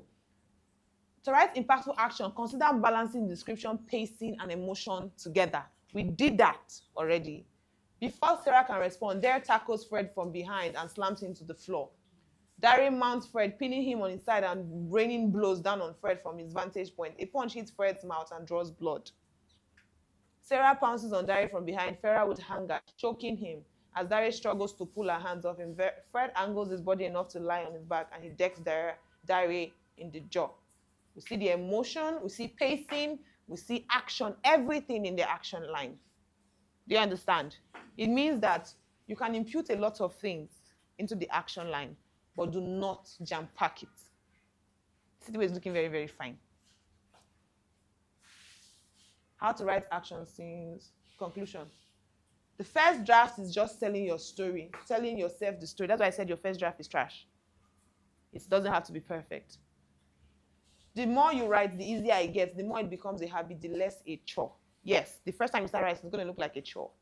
But once you get a hang of it, it's going to look like a hobby. A screenplay is a blueprint. It will evolve, so don't be afraid to revise and adapt. Always kill the darlings. Kill it. If there's something you love about your story, detach yourself from it and kill it because it might not be relevant to the producer's budget. You cannot argue with them. They're the ones giving us money. They're important people too. In as much as you built the ship, they paid for the ship to be built. Yep. And that comes to the end of the class. Any questions? People ask all your questions in the middle of the class. I saw what you were doing there. But any questions from people from online? Please, if you have a question, do answer. And sorry, if you have a question, please do ask us your question. Send it. Tell us where you are viewing from, and I will answer them to the best of my knowledge. Thank you. Yes, please. Okay. Like when, for example, talking about, not that most of what we like we're talking about when we're character is more like physical. Thank you. It's more like the physical appearance and all of that. But in a case whereby you want to define like the gone through this, or maybe this person has this PTSD to whatever, something like that. Yes. It doesn't. You can't put it in this first line. Obviously, you can't put it in your Can't first put line. it, You're so it has opening to the be story. in It has to be in your character Bible. Okay. That is why the character Bible is there. You give a detailed description of your character, their flashbacks, their PTSD, their emotions, their mannerism, everything. You get? But you can put some little details like, are they always blinking his eyes? He's blinking rapidly all the time. Even as you are writing by yourself, you can tell that, oh, this character is doing this thing. But just that once you introduce a mannerism that is specific to a character, be sure to leave it to that character. When you are doing your dialogue, make sure they don't sound alike. If I be Agbero, I can't be saying, how dare you talk to me? Now me they talk to. Baby there, Jerry. You get? If you are writing two characters, one of them is from Queens and one of them is from Ikorodu, differentiate. If your character is always saying, get out, get out, get out, get out, and another one is saying, move, move, or your character is always calling mommy and mom, do not interchange them. Let a particular trait pertain to one character. Because if you are using everything for everybody, it's going to look jumbled up in there. Differentiate your characters through their dialogues and mannerism. Does that answer your question? Is there any other question? Yes, please. All right. My question, I know this may vary from writer to writer, but this is directly to you now. Where does screenwriting start from, or script writing start from? Is it screenplay, or you have to judge scene by scene somewhere? What's your own style? Okay. And what is the standard? Like you said, it differs from screen to screen. So when I went to screenwriting school, they taught us something called idea pitch. So it starts from your idea pitch. And you start with the what if. What if a man can get pregnant? And you move forward to write your synopsis, your log line, or your what if premise, or your description of the story. Then you do a pitch deck. A pitch deck gives you a picture, a pictorial representative of the story from one point to another. That way, those are usually for investors. So they look at the pictures, you do it with pictures, words, tune and everything. You do the whole thing. I think I would show it to you guys maybe at the end of the class, but that's what the picture is. Then you go to scene outline. Yes, you see this whole thing. There's something called scene outline. You do all that one small. Then you now start doing the whole story build. But those are for when they are advanced. This is beginner's script writing class. Please. Does that answer your question? Sorry, hold. Partially. But when we see me after the class, I'll explain to you. All right, talk to me. The lady in the checked shirt. Thank you very much. Yeah. As a scriptwriter, Yes. how do you handle situations where you have perfected your script, you and your producer have gone over it, and say the person that you have casted now understood the character that you have written so well that in the course of acting out, they now made sometimes tiny, sometimes major changes to how your character was written. Like maybe they feel like the character that you have created might not respond like this, so they make some small changes. I said something yesterday. You built the ship. Once it leaves the harbor, it's not your business. Except you are on that ship as an AD, where you can control how the characters are represented. But once you write your script and it leaves your hands, you have little to no say on how it is done. That is why I say you detach yourself from your darlings, let them kill it. But the most important thing is you've done your job.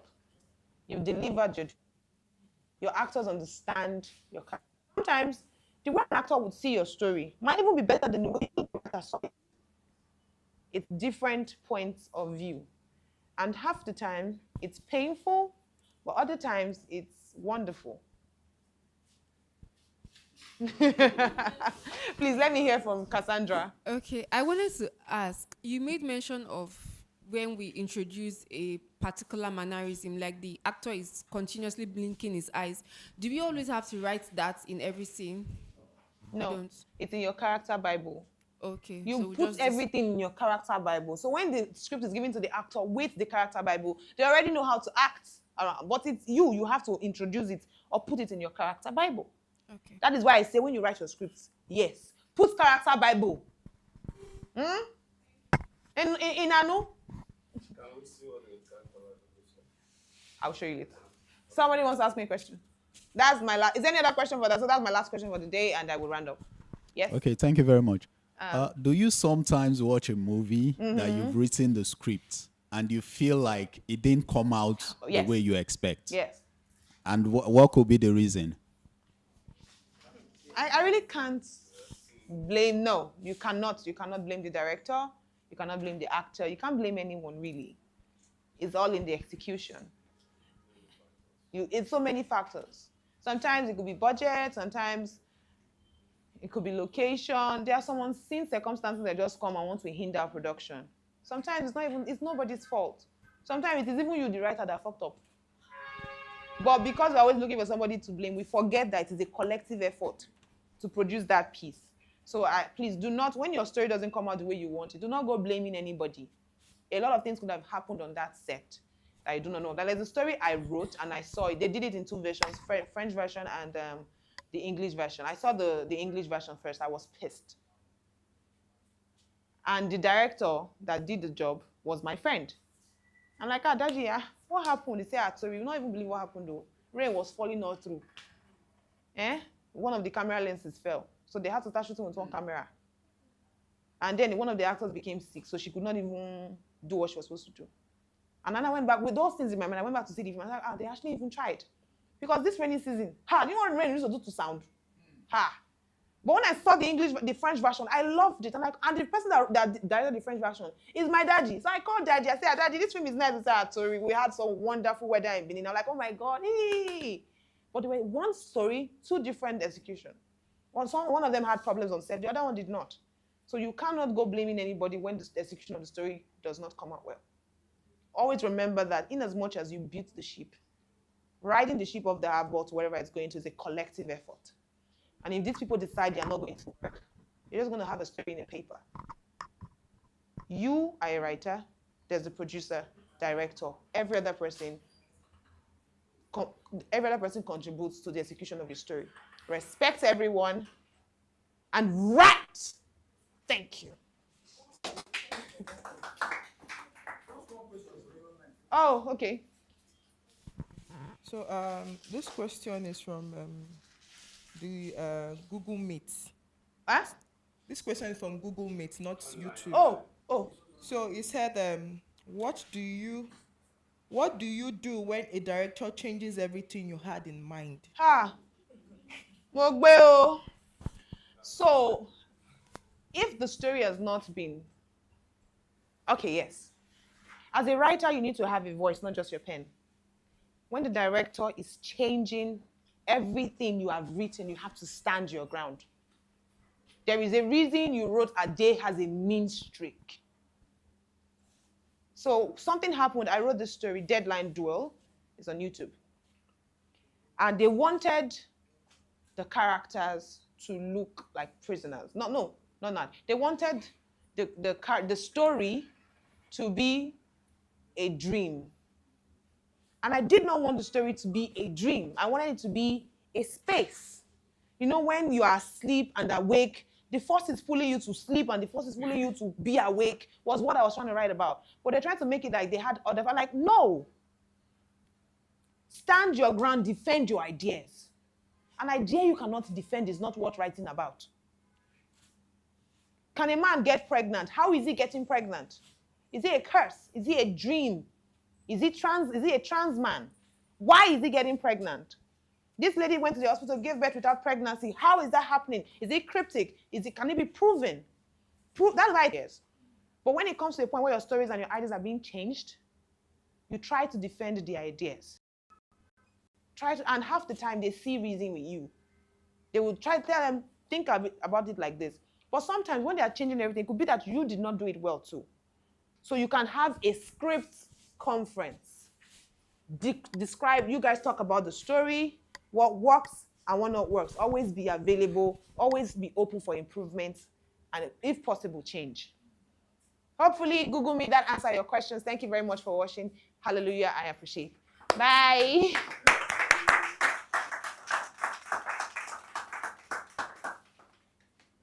Oh, yes, sorry.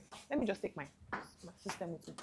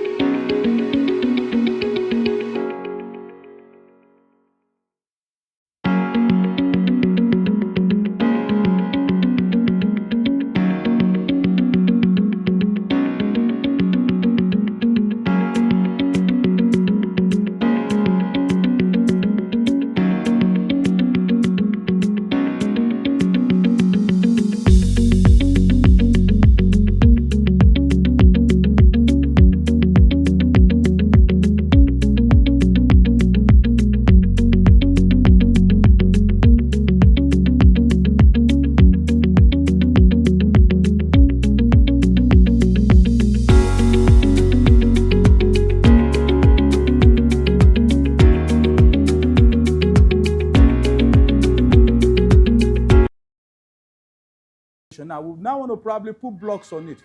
From experience, people listening to theoretical class, but when you now open the app, it's another different ball game entirely. So for the second half of the class, we'll be doing practical. What she has taught you, will now bring it back to a practical sense of it. So if you know you have your laptop, you can download Fading. You can download Fading. It is free. So we'll be back in 5 minutes. For our online audience, please bear with us. We'll be back in 5 minutes to start the practical aspect of screenplay. Thank you.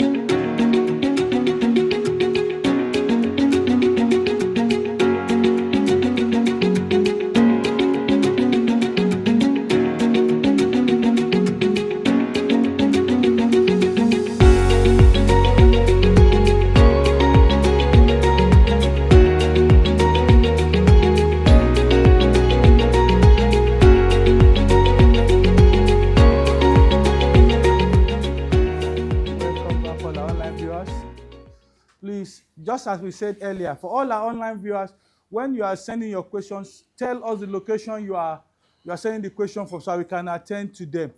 Please, I want to sound this caveat. I will come down as slow as possible. The way I teach final draft is that I come down to your level. Thank God, Tori has set the foundation. So mine is just to put the blocks. And I'll put the blocks and teach you. I teach final draft as if I'm teaching a baby. And before we start, I want us to chorus the 6 basic elements. May I call it 6 that she gave to you. 1, scene heading or slug line, action line or description line, character, parentheticals, and dialogue. The 6th one, we can call it transition.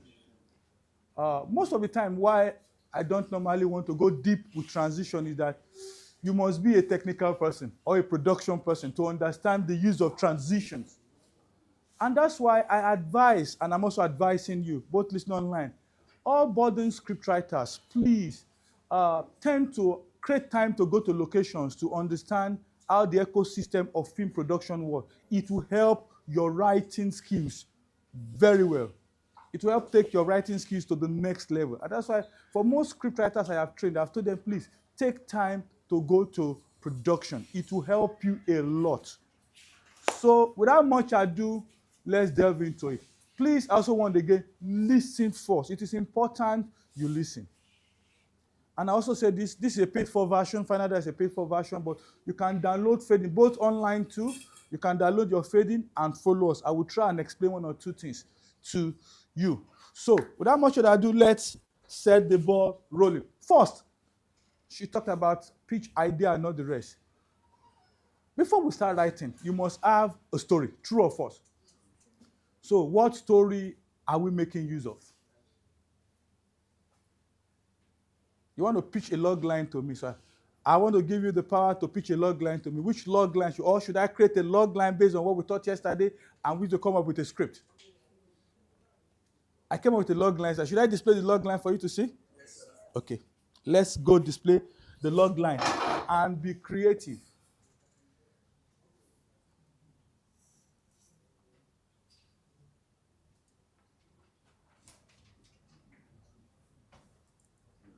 I hope I can still get the log line.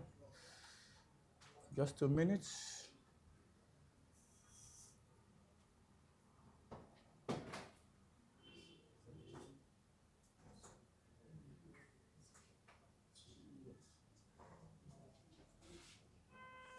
Okay. Now, can we use a log line such as this? Do we all agree? I want us to be in sync. You can write this log line down. This is the log line we are going to use to create our script. Practically based on what she's taught, or what she's taught you, we are going to now bring it into the practical sense.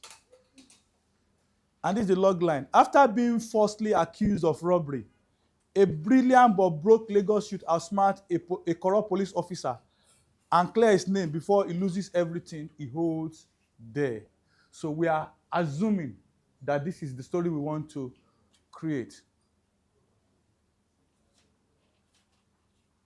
We want to create now. We might not finish the whole story. The whole essence is not for us to just finish the whole story. It's for you to know how to navigate your final draft, your fading, and all the rest. All you've been taught since yesterday, and especially this morning, you were fully loaded. We're not going to practicalize it. So let's go. If you've written the log line, okay. After being falsely accused of a robbery, I think we're having partial. A brilliant but broke Lagos youth must outsmart a corrupt police officer and clear his name before he loses everything. Strong. I think we're having issue here.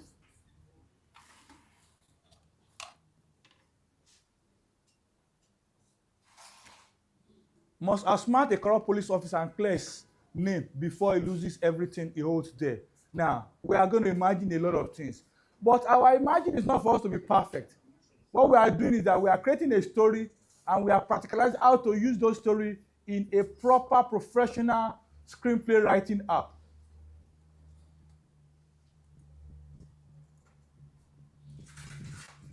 So I bring my final draft up again.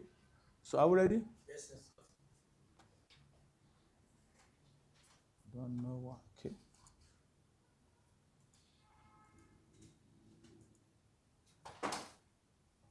Now, for those of you that have final draft, when you open final draft up, for most of you will fade in. For most of you will fade in, you can go to fade in and click the screenplay option. And click the screenplay option. And click the screenplay option. So once you click the screen, you'll see a white blank space. Have you done that? But look up first. Let's go with this. Now, I can close this or probably click new file. What is this? Okay. I click new file. I can close this or open a new file. So I'll just click new file. Allow it to load. And immediately it loads, you can see a blank page. You can see a blank page. For the purpose of this class, now, I'll just quickly introduce you to the basic interface for final draft. Most importantly, what is wrong with the connection? Most importantly, for you to understand now, because for teaching's sake, I want to increase the percentage of my screen to 150. To what? 150. Now, how do I increase? I come down there and increase it to what? To 150. To 150%. Sorry, please. 150. Now press enter. Now, it has gone to 150. Now, I now come up here, maximize this box. I click here and do what? Maximize. You see. The screen is what? What is wrong with this connection? The screen is what? Now, you see a cursor beeping. I might still take time to go around with your fading. So just say, you see a cursor beeping. That cursor beeping is wants you to start how to write. Maybe, and what's the first thing you must write? Your slug line or your scene heading. Now, look up. There's a place called element setting. For those of you online, you can see my cursor going there. It's called element setting. Element setting. So you need to constantly watch your element setting. Your element setting. Because a lot of things is going to be changing from this element what? Setting. You could see my cursor going around there. If I do a drop-down element setting, all the elements you want to use are present there. For your level, basically, like I told you, we're only going to use 6. When you now go deep in final draft, you can use your show navigator, which I'm not going to bring down here. You can use you can use your beat board to create scenes. But we're not doing that here. We only how to write your normal script, how to title your script, and how to export to PDF. Basically, is the function of this class. Now, it is beeping first. And remember the rule. Okay, we've known the story we want to tell. Should we start from an interior or an exterior? Exterior. Where? I want us to all agree. Where? Is it a marketplace? Is it a marketplace? This is creative writing, and we're not at that. Is it a marketplace? Or we can just probably create a not too busy road. We see the character walking, and probably a police car comes and pick him or her up. Abi? So let us go with that. So the first thing you do is that when you press your E, it shows what?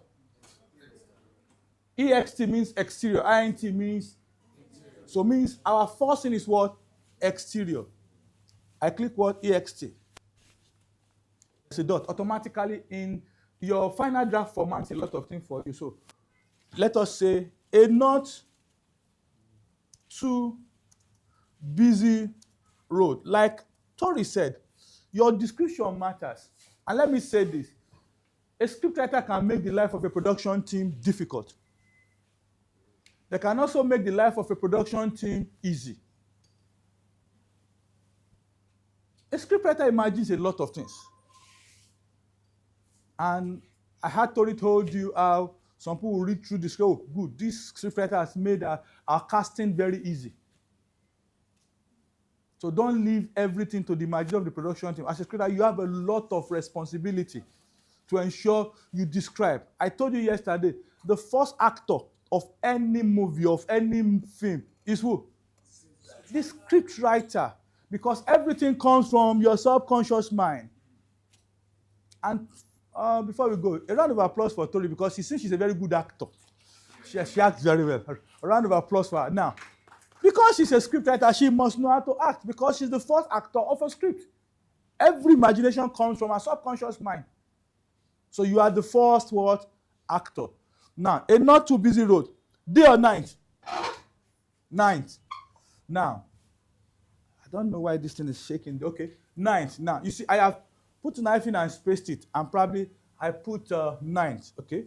Once you put N, it shows morning. Finally, automatically tells you what you want to write. Once I put N, it shows what? Night. I can type the night or just click here. Night. So I have performed the first function. I have passed the first step, which is what? Scene heading or slug line. Now, I tell people, professionally, because I've written a lot of script, and I have been on panels, seen a lot of script, and I've also vetted a lot of script. I tell script writers, don't write like an amateur. This is good. There's no rule that says you cannot leave it like this. But I tell people, no. Bolden your scene heading. Bolden your scene what? Heading. How do I bold? There are two ways to bold. There are so many, but I will only show you the two ways to what, which you can bold your scene heading. Look up, please. I think I will create time. This is what I want to create time for that. For those of you that might struggle with fading, I'll create time after this class. I will show you how to navigate some certain few things if you're having problem with your fading. Now, you can leave it like this. There's no reason that say you cannot leave it like this. Now, notice something. We have not put the scene number. I will teach you how to put the scene number. But we are not there yet. Now, most importantly, you can leave it like there's no rule that you can put. When you write a script and from the scene heading down to the final, you see everything. There's no distinction between your scene and there's an issue. So I advise, quote me, bold your scene heading. What do I say? How do I do it? There are two ways to do it. Simple form. Highlight your scene heading and do Control what? B. Like I told you, I'll be teaching the basics. Not everybody understands shortcuts. Control B. Now, to undo anything is what? Control Z. Control Z. Now, I have unbolding it. Now, I can also highlight this and go up here and click what? B. You could see, sorry, telling me Control plus B. That's the shortcut. Abi, I click bold. I return my cursor. Now, I tell my students, anytime you are lost in this space called final draft or fading, always learn to look at your script element, which is the element of a screenplay. Now, you could see my cursor is buzzing. When you go to this element setting, what is it telling me that the particular place I'm finding myself is where now? Scene edit. Good.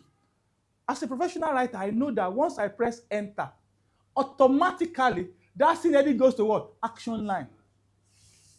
But not everybody knows. So let us try it now.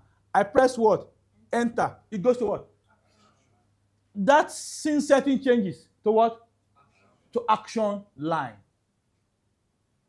So I know by default automatically I'm going to the next element, which is what?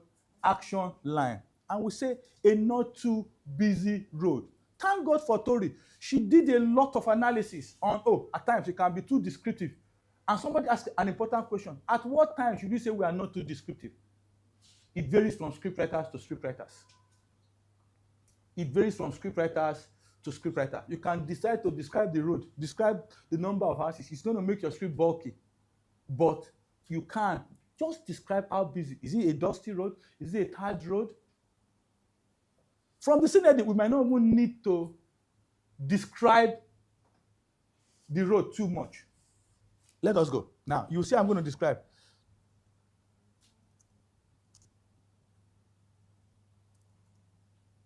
In a tarred or in a dusty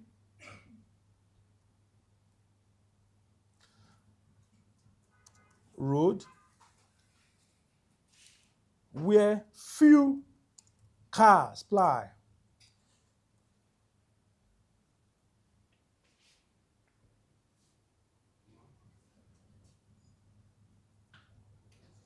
What does horn do? Car horns. What does car horns do? What does car horns do? Now, I tell creative writers, look, what does car horn do? Blare or honking? And why I'm putting this here, when you are confused and you know you cannot Google, play safe, just in a dusty road where few cars ply. Full stop. Full stop. If you know you don't know the next thing, maybe the car horn is blaring, the car horn is honking, just play safe and remove. For your location manager or for your set person, sorry, please. Let me remove the light here. I don't need the light. Okay. And just put what? Remember, you cannot say we see. No. You've played safe. For a location manager, what is he going to be looking at? If you're the location manager, what are you going to be looking at for your scene one? Where few cars meet is not a big road. It need not to be Rabi. Now, you cannot bring cars there. You've already described for your location person or to your props or separate in a dusty road where few cars what? Ply. Where few cars ply. So you already have an idea. That is descriptive enough. Now, she said something which I'm going to add to. And I told you yesterday that if you are writing in a Nigerian set, and I tell all script writers like that, you can't give me the first name alone. You have to give me the surname. Because there's a reason. Maybe somebody is still going to call Mr. John in Calabar, I'll be in Ijebu later, and they need to speak a local dialect. How do my casting director know I'm looking for somebody who is conversant with Igbo? Are you getting me? That's why I advise professionally. The way you write for Nigerian audience is different from the way you write for a foreign audience. And I give you an example. Mr. John, 34, male, tall, light, this. Mr. John anywhere can Mr. John. But in Nigeria, because of our cultural and ethnic context, you need to give a surname to what? Mr. what? John. And that's why I give an example and say, Mr. John Chuku. Is it the same as John Adebi? Why? Surname. So when you write in the Nigerian context, I beg you, your character must have a surname. It might be for a reason. And a lot of scriptwriters goofed over this. Maybe in scene 20, Mr. John Chuku is to speak Igbo. And not all casting directors have time to go through script. Like she said, some might ask for your character Bible because those will be well spelled out in your character Bible. Some might not ask for. And they just look for anybody to cast. It was when they get to scene 20, they say, this man is to speak Igbo. Because we know some directors that are very lazy. It's the truth. So that's why I say to make their job easy, describe your character very well. So let us imagine a character. I'm still waiting for some of you to do the research. Does car horn or blare? I want you to do the research. While I get now, I want to create a name. Give me a name. Bola. We are looking at a male. Okay, let us put Kunle Coca, Abi. Now, why am I writing the name in character first? The first time it's appearing. You see, all she taught you, it's not coming back, Abi. The first time she's appearing, he is appearing now. I can leave it like this. I'll be doing some certain error and want to correct me.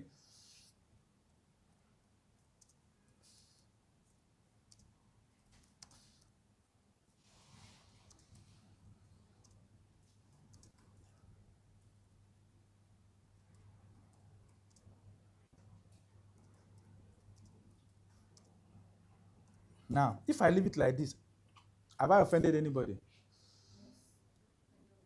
Who do I offend? Exactly. I said, I'll be purposely, just to see maybe you are following what she taught in the morning. And I told you this yesterday, let us know your character. How old? If I write this Kunle Koka, and I've seen a lot of scripts I have vetted, we most of us say, who wrote this script? This is not a professional. Because this is open-ended, David. How old is Kunle? But because you read the log line, what of the actor did not read the log line? Or the casting actor did not read the log line? So how old is Kunle? You don't know. You need to know. We need to know. Is Kunle tall? Is he short? Is he fair in complexion? Now, if you've known the age and you know he's a male, like I told you, we are not in a transgender world. So when you write Kunle Koka, you put maybe he or she is what? Because Kunle Koka can be the other. I don't want to mention it because we are still live. So put the male, put this and that, because it is important to put all these things. So you are helping the life of your casting director, your production team. You are helping them very, very well. I've seen scripts where the director keeps cracking his head. And don't leave more to the imagination of the director. As a scriptwriter, you add the original of that script, and therefore your description must be perfect. So how much should you give Kunle? 27, Abby? Let us agree. They say 27, okay. You can write it like this. There are two ways you can write it. You can open bracket 27, male, comma, tall, and dark in complexion.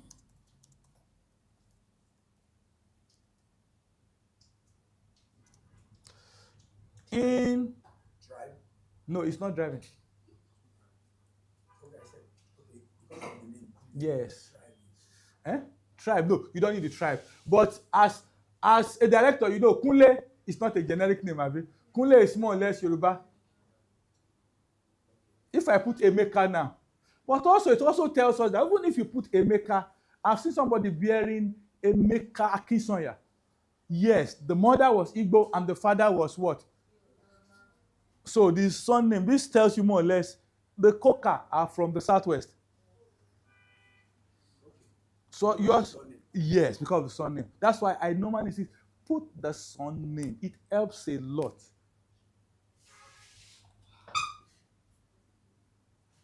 Walks along the road. Now, I'm going to be teaching you as a production person too. It's important because anything the scriptwriter writes is what the DOP and the director visualizes. No matter how small this tree line is, it carries power in the face and the minds of the DOPs and the director. A dusty road. We see Kunle Koka, 27. In blue jeans. At times, it's not necessary you show me the cloth. You can just say tall and dark, walks along the road.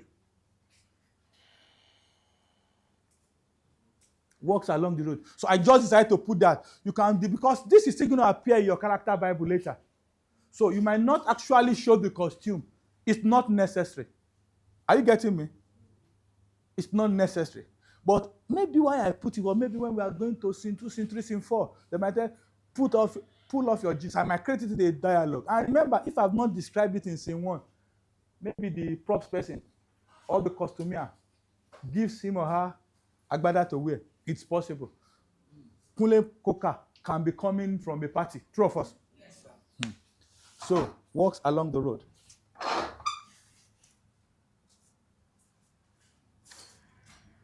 Suddenly, police car or police bus or police vehicle, police van.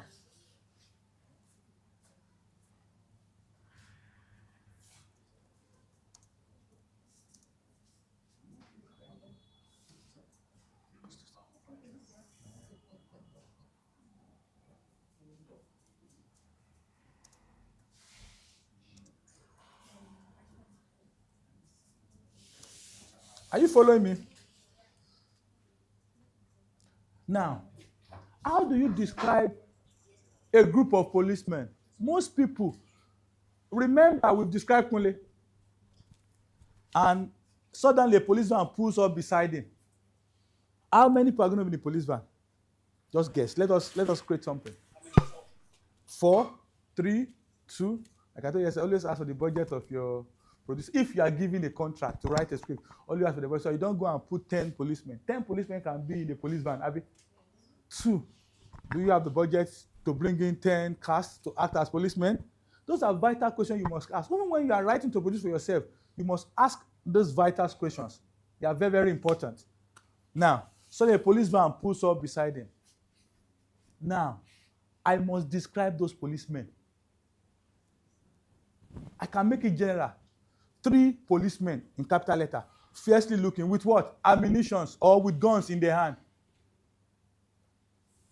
So it means my first person now know which she did justice to. My person now know that, look, in that first scene, we have to show 3 policemen, Abi, in uniform.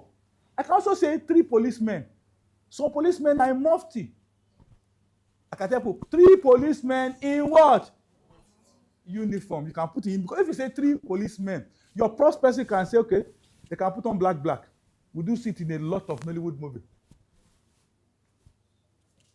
So for me, I want them to be what? In uniform. Or probably say 2 in uniform and 1 in what? It is important in your action line to describe the scene. In production, we call it the settings, because it is important. Because your script, like she said yesterday, no script, no production. It is the script that brings the visual to life. That's what the director is going to work on. No script, no DOP. No script, no props person. No script, no costumier. No script, no location manager. No script, no director. You now see is the major foundation. And that's why you have to learn to become a professional. You must describe all those things. So let us see. So the policeman pulls up beside him. 3.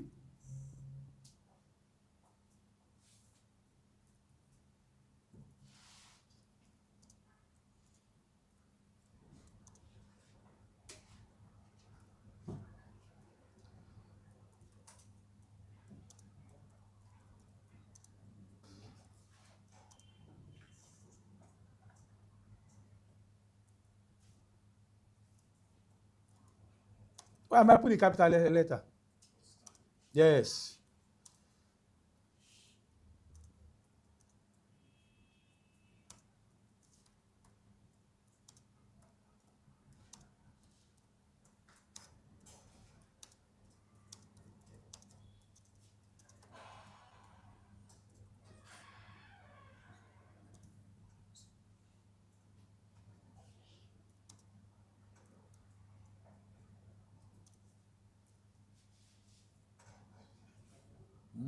Okay.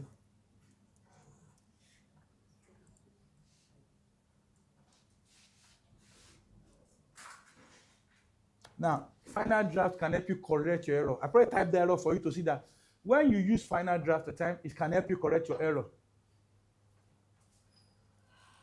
Why am I writing Kunle in small letter now? You see now what she's touching in the morning are now coming to what? Light. Are you getting me? Please look up, please. I know you can write. Are now coming to what? Light. Why am I not writing a capital letter again? Because I've introduced.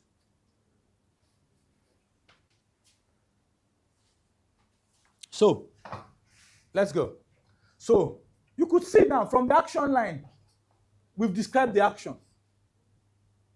We start from a dusty road. We see Kunle walking on that road. We see Kunle walking on that road. Now, like I said, navigation is a major problem. We've done the action line now. We now want the first policeman, probably policeman 1. Now, if you have 3 or 4 policemen, you now need to give them number. Policeman 1, policeman 2, policeman 3. Now, I have forfeit 2 important elements. What are they? Scene heading. Action line. Now, I now want one of the policemen to say something. How do I go to character? Look up, watch, please. Now, when you write with final draft, when you press enter or return for people using Mac, when you press enter, look at where my cursor is. Always at every point, if you are lost in the navigation road, look at where your cursor is. You could see it's blinking, Abby. Look up. Is it what? Action. If I press enter, you see it goes to what? Action. Now, I want to bring in character. Look up, please. I will teach you two ways. I will teach you the longer way and the shorter way to introduce my character. Now, how do I do it? Let me start with the longer. I can take my cursor here, look up, do this drop down, and click what? The cursor goes to the middle, the character line, Abby. Okay, let us go back to action line. Or, on the contrary, in final draft, I press tab. Or I press tab. It automatically goes to what? Now, I'll go back again. You see? I'm where now? Look up. Action line. Now, I press. It changes to what? Character. You can use those two ways. There are more than two, but I just want to limit it to two ways. Because final draft you are seeing is massive. But for your level, we can only teach you how to use it, export, write your file. So by the time you go deep into it, you discover so many things. So many things. Now, should we go ahead? Policeman 1. It must be in capital letter. When you're in your character line, it must be what? Capital letter. Policeman 1. Now, by default, automatically, look up. By default, if I'm in character, I press enter. It goes to what? Dialogue. It goes to what? Now, let me pause. Any question, please? Are you following, please? Like I said, I will take time. I will go low. God will help us to turn back the end of time today. I will go low. I won't be in a rush. Navigation has always been a problem when people write script. Okay, question. Mike, please. Mike, please. I will only take 2 or 3 questions because we have a lot of things to cover today. We can still teach you dialogue cues and how to export your work from final draft. Because if you send final draft to me on WhatsApp, it will show me error. I will not see it. So you need to step it down to what? PDF. You need to title your final draft. Question. Okay, it's not actually a question. I just want to see if I understand it based on what we have done so far. Okay. So the first, I just want we are still on the slug line from what is it called, from the exterior, yes, down to the in a dusty road where few cars ply, right? Yeah. That is slug line, right? No, that's not it. That's the action line. Action line. You see, that's Okay, why okay. I did bold this for you to see. This is your scene heading. Or slug line, right? Yes, scene heading or slug line. Okay. All these are your what? Action line. Action line. Okay. This is your scene heading or your slug line. Okay. This is your character. Okay. All right. Thank you. So, and remember, in your action line, you introduce your character. If you're using a character first, it must be what? Capital letter. If there was time, as I say, sir, you are casting director. Look around. Who can we cast as Kunle? But there's no time. Second question, please. Any other question? Second question. Mike, please. So in our fading, the parenthetical comes before dialogue. You can still click dialogue. Just click dialogue there. No, just click character first. Yes, I've done that. After that, don't worry. So you don't press enter. I'm using final draft. Okay. You can just click dialogue on you and it goes to dialogue. Okay, sir. Thank you. Now, once I press enter, it automatically goes to what? Dialogue. Dialogue. Hey, stop there. You're under arrest. Hey, stop there. I want to bring in a parenthetical. And all of us know what a parenthetical is. I explained yesterday, and Tori also did a massive justice to it. He described the mood or the gesture of the character at a particular point in time. And again, somebody might be smiling at the beginning of a scene. When he hears story saying, Papa don't die, What will be his gesture or his mood at the tail end of the scene? That's at a particular point in time in a particular scene. So let us act now. I want to bring in a parenthetical. There are two ways to do it. Okay, question, please. You said you want to bring in a parenthetical. Yes. You said you want to bring in a parenthetical. Yeah. Can the parenthetical come after the action, or must it come after the character? Now, professionally, which we are going to apply, immediately after the character, you bring in your parenthetical. But when you are not writing parenthetical too much, it makes your script boring. So I'm going to now tell you how to convert your parenthetical to action line. Fewer parenthetical and more action line. Okay, sir. Thank you very much. So, what is the mood now? Look at, there are two ways to introduce your parenthetical. The first one, I can just come here, look up, come to the scene element, and do what? Click parenthetical. Abi? That's the first one. There are so many shortcuts to do all these things. Or, let me go back to Control Z to do what undo. I can press Control 4. Control 4. If I don't want to go to now. When you get familiar with final draft interface, you see why someone says we can write script for days, under a few days, I'm true. Because, like I said, it is the navigation. When you use most of this app, you meet a lot of issues. Now, I don't want to save you. I'll still tell you how to save later. Now, I have put my Control 4. Go, if you know you don't know the shortcut, just go to what? Parenthetical. You see? Click. It's there. What mood should the policeman now? I don't want to be the one writing a... Okay, aggressive. No, that's too much. Now, let me also say this. Limit your parenthetical to 2 or 3 words. 2 or 3 words at a time. When parenthetical becomes too long, convert it to action line, which we are going to look at later. Aggressive, Abby? Yes. That's simple. Now, also notice this. Your parenthetical must start in small letter. Your parenthetical must start in small letter. You don't start a parenthetical with a capital letter.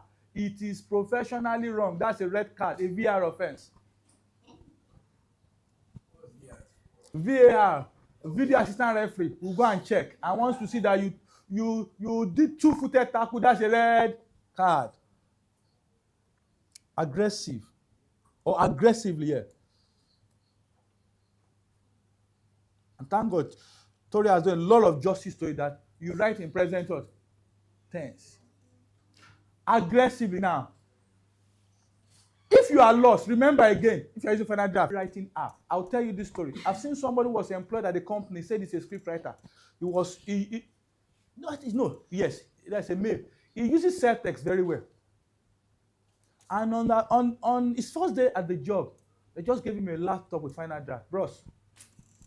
That's why I say, don't limit yourself to one. Learn it. This guy started making frantic calls. This is a true to life story. Because he can write. That's why I say, know the basics. This is industry standard. If you know this, you can use it on your what? On any other writing apps. On any other writing apps. Now, if you are lost, please put your cursor at this last. What is wrong with this? Put your cursor at this last place. Now, at this last place, what is he telling us? What is he telling us? Where am I? I am lost now. Where am I? In this scene element. Good, because I put my cursor here. By default, automatically, if I press return or enter, it goes to what? Dialog. So let us press. Just watch how it's going to change. Once you press enter, it goes to what? Am I communicating? Please, those at the back. And those online, please, if you know you are lost, you can send your question and we'll be willing to go back. Okay, there's a question from online. We have not passed dialogue. We have not passed dialogue. We are not practical. Okay, question from the online, please. And where is the online person asking this question from? Go ahead. So this is from YouTube. Doreen Please, Vincent let us is share the asking. Okay, go ahead. She's asking, can I use dub script for my scripts? Because my final draft is not working. He or she can download Fading. Fading is a free writing app. And if he or she is listening to us, follow the same technique, you will get there. Just download Fading, www.fading.com, and go and download that. And you can follow us like this. Now, hello, most of you using Fading, are you following us too? Is it making sense? Please, am I communicating? Please, I don't want to be a 1965 radio. Do you know why we say 1965 radio? Those days, there was no feedback. But now, there is, good. Now, I have pressed my enter from this aggressively to my enter. It has turned to what? Dialogue. Now, create a dialogue for an aggressive policeman.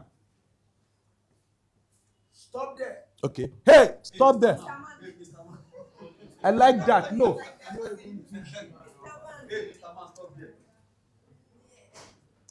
Hey, Mr. Man, stop there.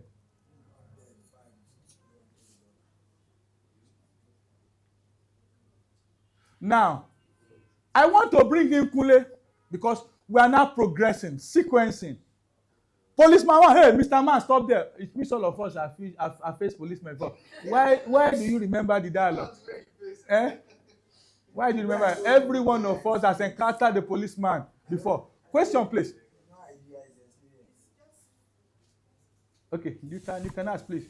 Please ask. We don't have the time, but ask. Hey, Mr. Man, stop there. Is there need to use exclamation mark since the parentheticals are already telling the aggressive? You don't need to use. You can use, but there's no rule to that. Okay. Now depends on the director. All right. Because aggressively, and this is where artistic director play a lot of role. Hello, listen, please. Artistic director play a lot of role on set, and that's why I tell people that wants to become a director. Director is not moi moi. It is not cheap. You read the script from pali to pali, means from beginning to the end. Understand every action line. And I've seen a lot of script, I've acted a lot of script, and I cry. You can see some director can just say, hey, Mr. Man, stop there. When parenthetically I've said what? Maybe the director. So you need to understand all these things matters. Now, once my cursor is on the dialogue, by default, if I press enter, automatically it goes to where? Action line. So I press enter now. By default, it goes to where? Action. Now, I'm going on now. Like I tell you, when you write, you have to imagine. When you write, you must do what? Please, somebody is starting the class at the back, please. Someone is starting the class at the back, please. When you write, you must imagine. You must imagine, you must empathize. You are walking on a busy road. Put yourself in the position of empathy. And 3 policemen stops you. Hey, Mr. Man, stop there. What is going to be your reaction? Okay. That is deep thinking. It depends on the personality of the person. Let us look at it from a scale of 1 to 10. 80% of people, how would they react?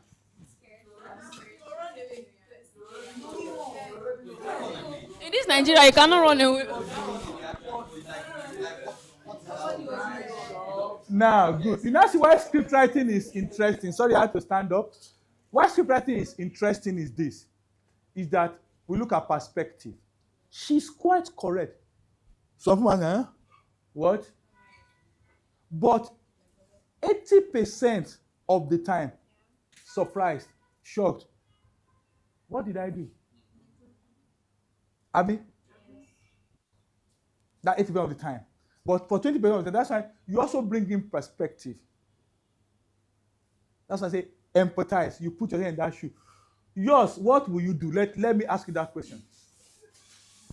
What will you do? Okay. I think it can also depend on my present mood at that point. Okay. If it's in the morning, maybe I'm in a hurry going somewhere. This is in the night. Okay, in the night. Okay, in the night. This is in the night. Okay, in the night. Maybe I'm just walking in my street. Hey, Mrs. Woman, stop there. I'll just look at you. Okay, how may I help you? I like that look. That's the shock. That's the shock. Look just like the way you are shocked. Abby, you weren't expecting it. So 80% of the time, but there are some people, I know some stubborn boys. It will not be shock. What are they going to reply? Exactly. So depend on the person. So what should be Kunle's reaction? That's I don't want to write alone. Exactly. That's a very good question. That's why we now go back to the character Bible. Is Kunle an easygoing person? Now, that's a very good question. I can now go back to my first line where I brought Kunle and come here and say Kunle may talk in easygoing personality. Okay, I can leave it easygoing. You see, now that question you ask. See, madam, that's a very good question. What type of personality is Kunle? Is he an Agbero? Is he a tush person like Tori that came from Banana Island? Or is he somebody that came from Mushin like me? So it will help determine. But I've also over time seen that there are some Banana Island people that are more Agbero than some Mushin people. Your question, please. I just want to chip in something. If we are to because you said that we should, when you are writing, then you have to imagine. Yes, right? yeah. Now we are talking about Nigerian police here, not exactly. You understand? Yeah. And we say in the parenthetical, aggressively. Yeah. So when you imagine, if you have experienced it, not personally, maybe you have seen or maybe you have heard. Exactly. The way they do is to actually put fear into that person first thing. Okay, good. You understand? So no matter how calm you are, you are shocked first. You will definitely want to like either run or like you can you kind of move aside and all that. So that is the essence. And the next thing is they try to handle you roughly. Now and then you have even finished the film for us. Kunle shocked. Tries to take to his feet. The policeman grabs him by the waist. You see? That's an action line. We've just done that. So it depends, just as you said also, that most importantly, 80% of the time, that fear will be there.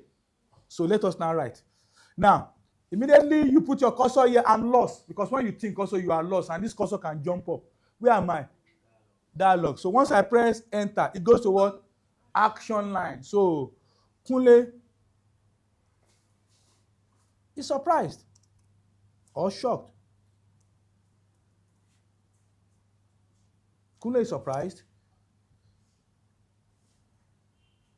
takes to his heels, but is not fast as the policeman grabs him by what? No, you don't. Do you grab somebody by the belt? Huh? Exactly. When you write, you are very careful. Question, please. So for me, the action line of Kunle responding to "Hey, stop there" does not sound Nigerian. You are an easygoing person, and all of a sudden you hear "Hey, stop there." The next thing you are shocked and you start running away. It doesn't. Okay. For me, it doesn't score. So, I think I like that. Now, hold on. We're empathizing. An easygoing person can run. An easy person, that's the key word. Out of fear. So think now.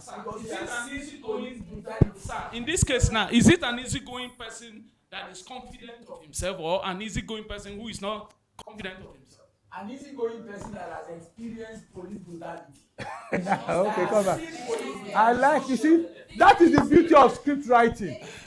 But they didn't also say here that an easygoing person that is confident. Okay. Now, should we take off Kunle take to his heels? Now, the essence of this script is not to be perfect in anything. It's to understand the concept of navigation. Yes. Hello, one house. What should we put? Should we say Kunle is surprised? Kunle is surprised as the policeman grabs him by his trouser waistband.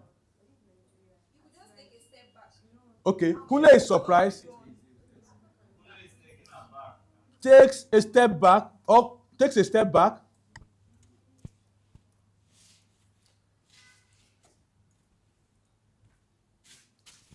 as the policeman grabs him by what? By his trousers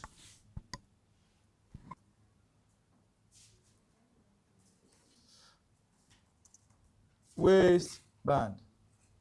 Now, Kunle wants to talk. Oh, trousers waistband.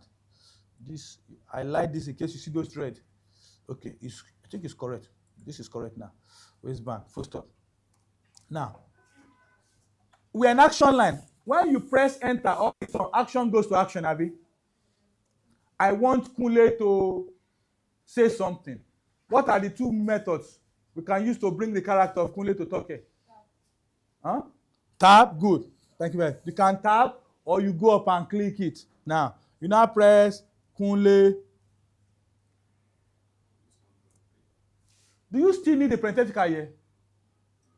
Yes. No. Exactly. Let me stand up. Now, if I'm to probably take Kunle surprise, I can decide to take all these things off and immediately man say, hey, Mr. Man, stop there. I bring Kunle character up and create a parenthetical surprise. Now, there's a question from online, please. And where is the person asking the question from? So this question is from Deborah Adeleke from Google Meet. Okay. So she's asking, should we write in future continuous tense of past continuous tense? Like she's asking whether should the script writing, should it be in future continuous tense or past continuous tense? You write both in present tense and future continuous tense. Now, that is where this thing becomes very, very funny. Because of the ED in surprise, sorry, it should be past continuous tense, please. Not future continuous. You write in present tense and past continuous tense because you are going to meet issues like this. Present tense and past continuous tense because of the surprise there. Thank you for asking that question. Now, before that question came, I could as well take away all this. Look at this now. I am going to return it. I'll take away all this now. It isn't going to be the same. I take away all this. I take Kunle up and create a parenthetical. I press enter. With this, I can do control what? Control what? 4. To say what? Surprised.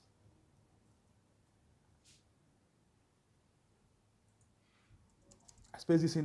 You can leave it there. Now, I press enter. I want him to say it in pidgin. Waiting I do. Sorry, sir. Should it be surprised or surprising? No, it should be surprised. Also, you've introduced in past tense. Why are you still using challenge? Now, in character, when you're about to put your dialogue, it comes in capital letter. But if I'm to put Kunle in action line, it becomes small letter. Now, you can put it as, what did I do? What did I do? But at times you need to spice up Nigerian way. Remember, we said it lives in the log line. It no live for 2 area. So we expect no matter even how easy going you are, what did I do? Or what did I do? Depend on you. Question, please. Is it confusing? No, sir. I mean, it's not confusing. It's flowing now. What did I do? But you see now, by the time I start putting parenthetical, it becomes what? Boring. That's what I told you yesterday. So you must learn at times to convert your parenthetical to what? To action line. So let us go back to that action line. I'll just Control Z to where I was before. I just go back, undo to bring my action line. Kunle. So once I press enter from character, it goes to what? Dialogue. I don't need to put a parenthetical again. Why? Because exactly. So what should be the dialogue? Oh yeah, help me out. What you just said. No, I don't want what I said. What empathize?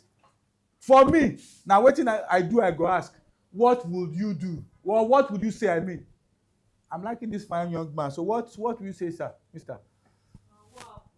What happened now? Good. Any other person? What? Any other person? Okay. You mean me? Yes. And that's what I'm saying. Kunle surprised and said, you mean me? He said, hey, Mr. Man, stop there. He That's- turns and says, you mean me? You. Eh? No. No, hello, listen. You see, the scriptwriting class is flowing now because we are now empathizing. Now, what this man will say, what you just say, you say now, is also correct. What happened now? You know, you are surprised. You also correct. Looking back, you mean me? It's also a natural flow of text, Abi, of dialogue. Good. Aha. It means all have been different. If we take away the what? Wait. Something yes, and I want you to see. Oh, you now see why you have that part with the other policeman, sir. According to our log line, Kule was wrongly. Hello, listen, please. Okay, since according to our log line, Kule was wrongly accused for a crime. That means the police people obviously. I will teach you how to use final draft to what? To number. So, when you use citation, you go know.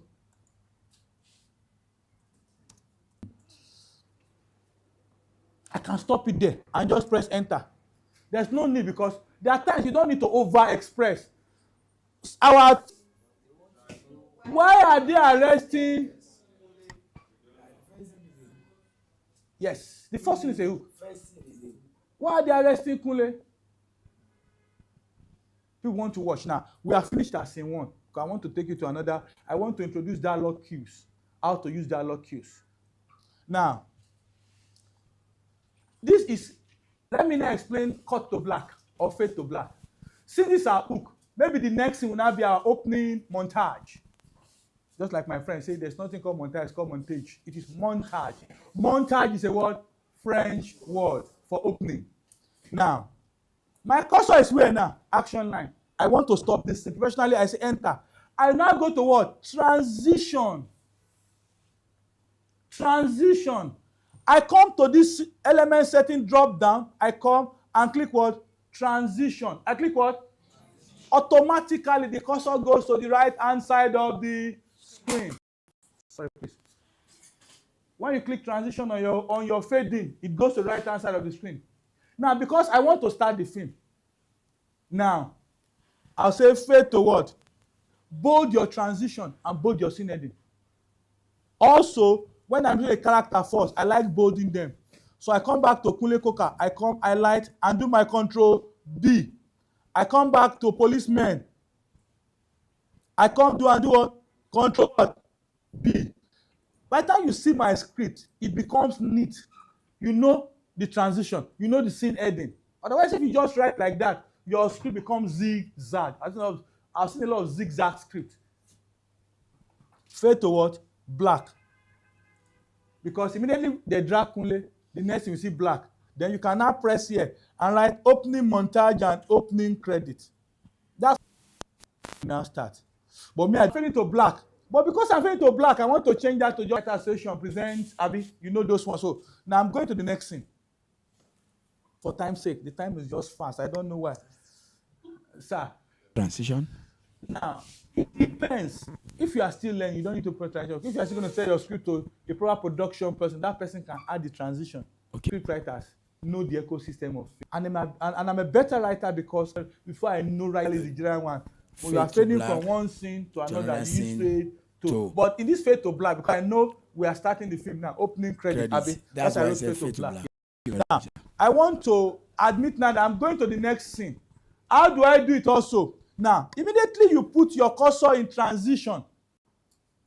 Automatically when you press enter, it goes to what? Scene heading. Now, and I want to show the interrogation room. I'm not going to create a dialogue.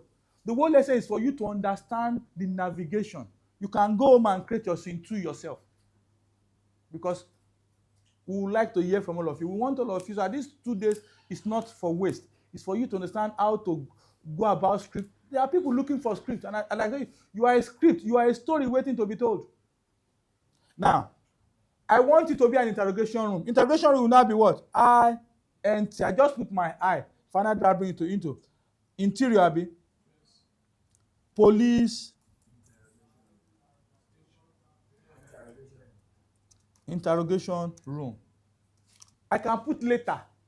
I can put continuous. Okay, there's a question online. There's a question online. Okay, so this is from okay.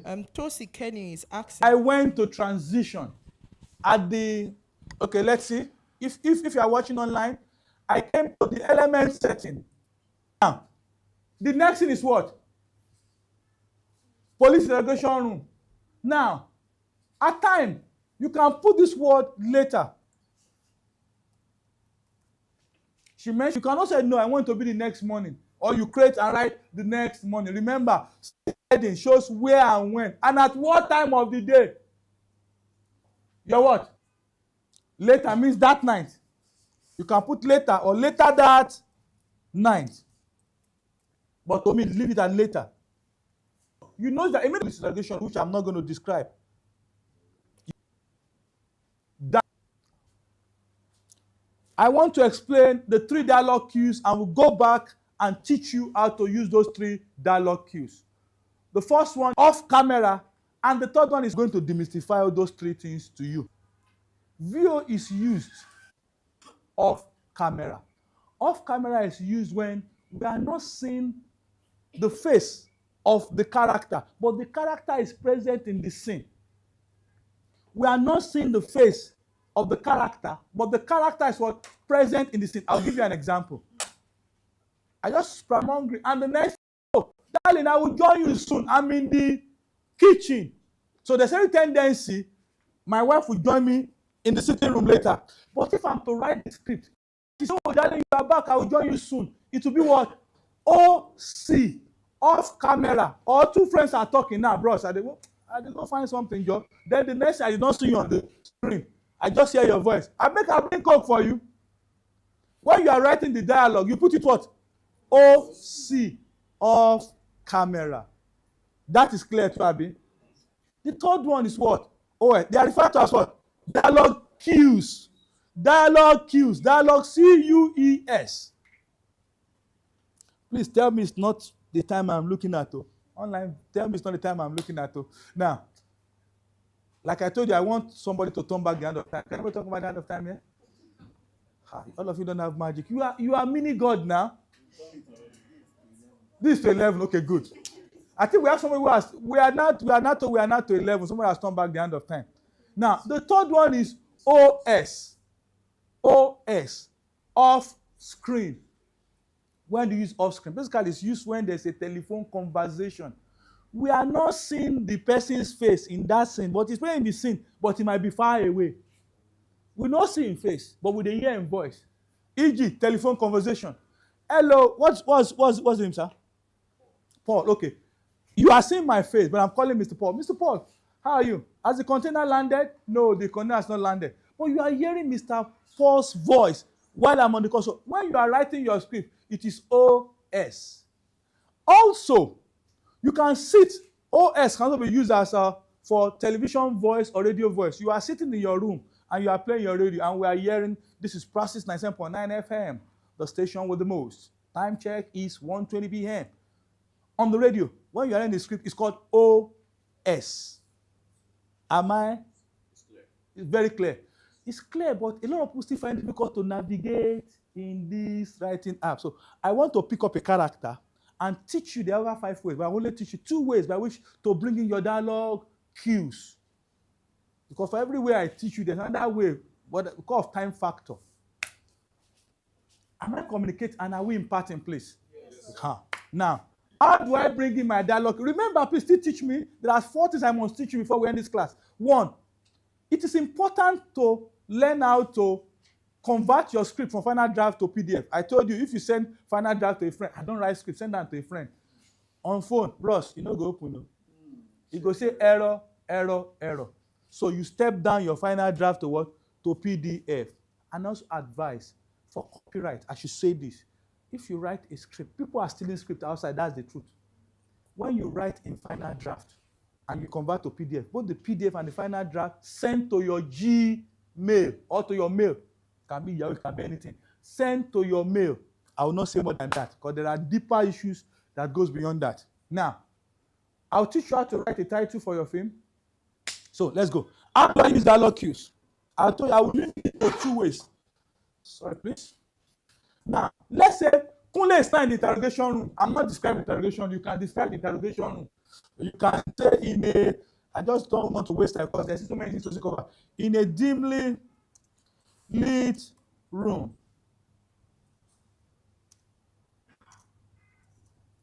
A light bulb dangles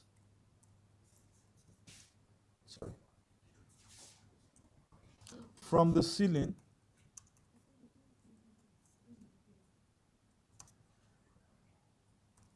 two chairs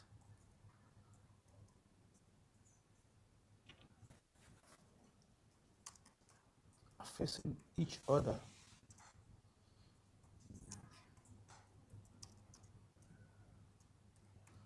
All of you must imagine what you have. So I'm just describing. That's I want to teach you to bring your dialogue keys, Abby. So this is just so now I press enter. I want Kunle to be in thought now. All of us want to get a character Abby from tab. So Kunle. How do I now? Look up, please. If you are using that, there are 2 ways to bring in your dialogue keys. The first one, you press your space. After you've written your character, you press space and you right click. And you what? Right click. You can see there. You can pick anyone.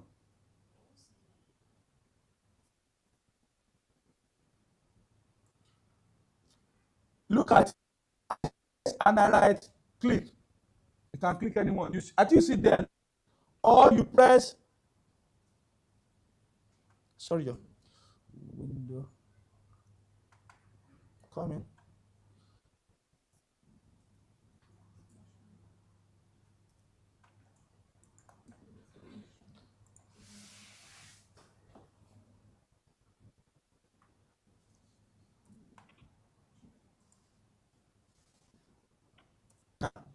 The first one, you press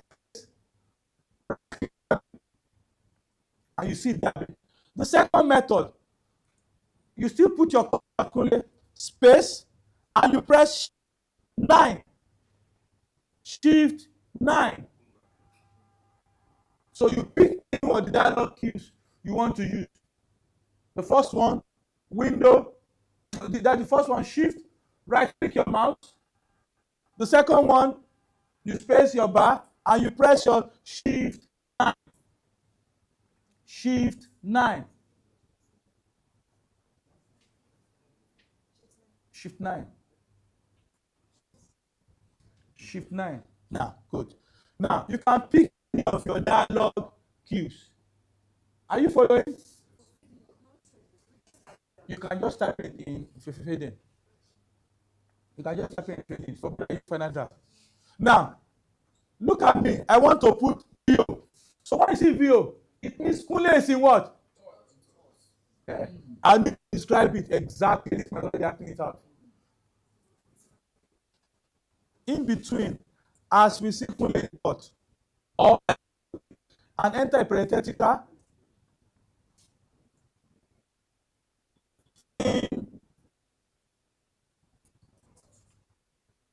I'm going to I need to move faster. There are things I need to show you. You can see how to add your dialogue cues, Abby. Hello, any question on this, please? Okay.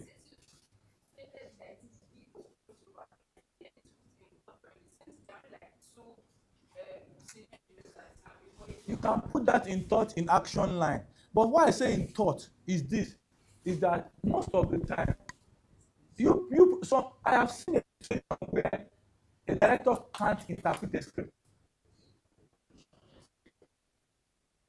As I'm talking from to ask a production person, and a director struggle with even the number of beats in script writing. So to help the director from the start, you can make a director life easy or make a director life what? Difficult. So you can put in thought. You don't understand. You know, pushing on your flag on what is meant and OS and OC. After that, you can now write what you want to write. Now, how do I number? I have written things and I have not numbered. How do I number my things? No problem. We've got you. Come up, roll to the top. Look at me, look up, please. Roll to the top. You click what? Production. Because every of these things has importance. But for a level, there are things we must limit you to. You click what? Look at me again. You click what? And when you are clicking production, ensure that your script, there's no space here. Otherwise, it will show you a wrong number. And I'll give you an example. Let's say I went and create space there. Let me bring this down. You see, I've got a space there. I now come to production. It tells me numbers, edit numbers, omit. Now, if I edit number, click edit number, renumber from 1, keep existing number. That's how I must do it. Keep existing number. And now press OK. What is it showing me? Exactly. You see, scene 1, scene 2, scene 3. Don't leave a blank space. So, to do it, I just come and say,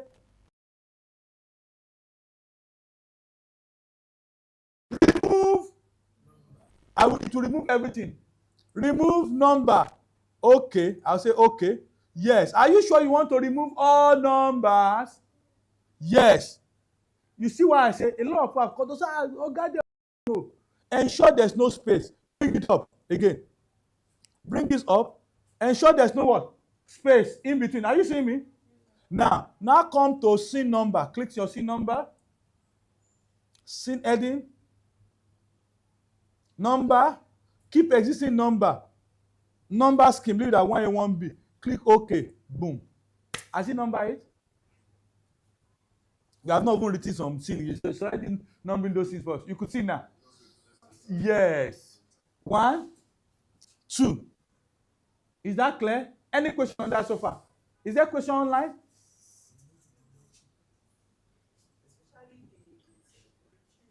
The dialogue cues. Voice over OS. Okay, that's what they're asking for. Yes, the network was very bad as at the time we were talking about it. Okay. And this numbering too. Can you just help us? Okay, now I will go over it again. Let me just Ctrl Z everything. I'll go over it again. I've Ctrl V everything. Sorry, please. I go back to my home. Now, for our online viewers, sorry for the breaking network.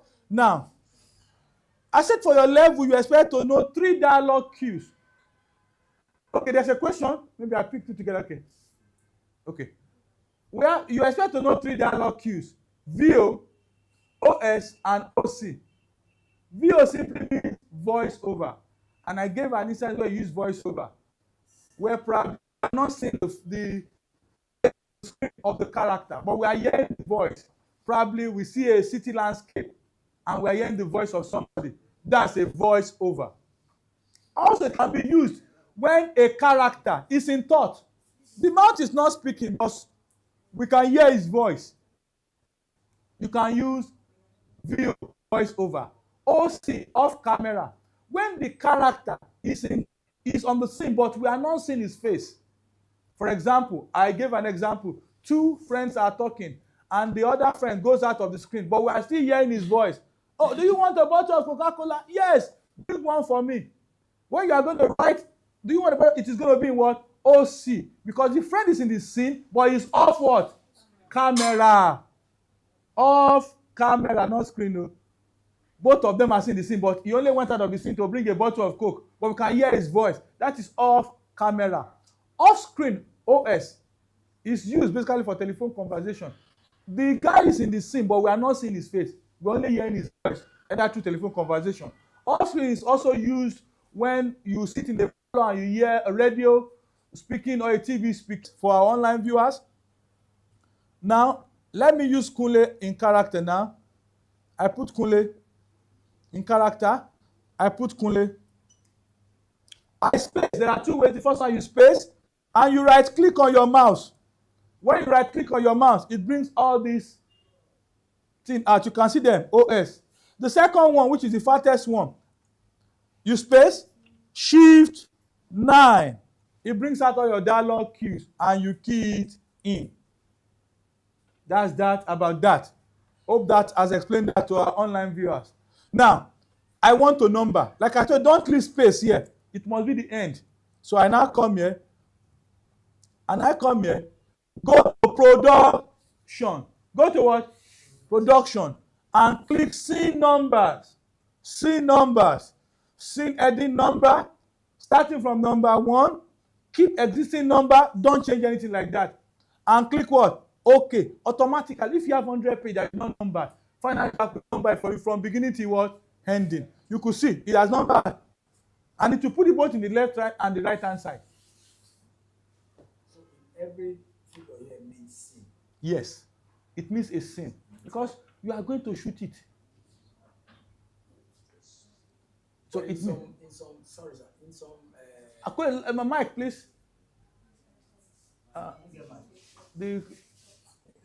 So people online can hear. Go to title page now. We are in 11:30 now, right? Sir?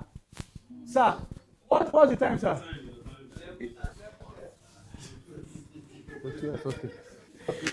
Okay, sir. But I have seen scripts where they wrote scene 1, scene 2, scene 3. Professional is not professional. Okay, That's sir. way of writing. Wow.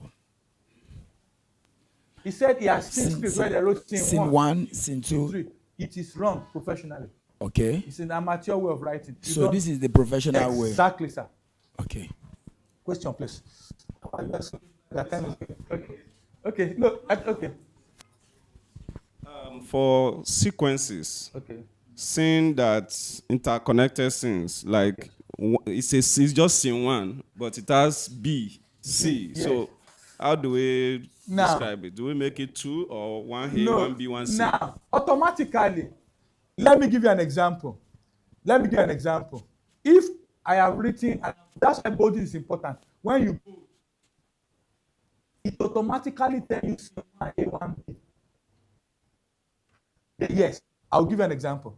Let's use this. So let us take away the number again. Scene number. I want to remove what? Should I remove one number again? Yes. Good. That's a very good question. Let's say montage. I go to what? Action line. Abby?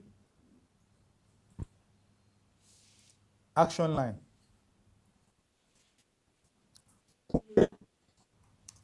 Runs in the map. Kule runs in the map. Abby? Kule in the house of his father, or in his father's house. Kule enters his father's house.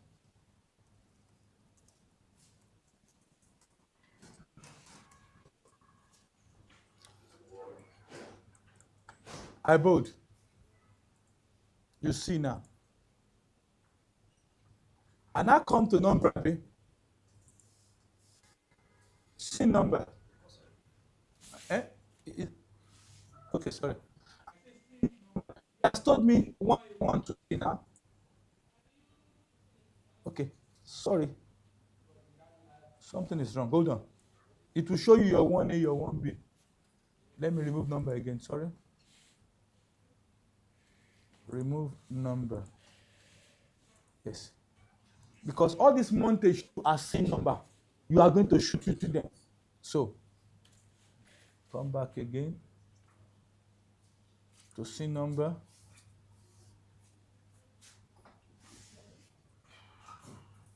Scene number, okay.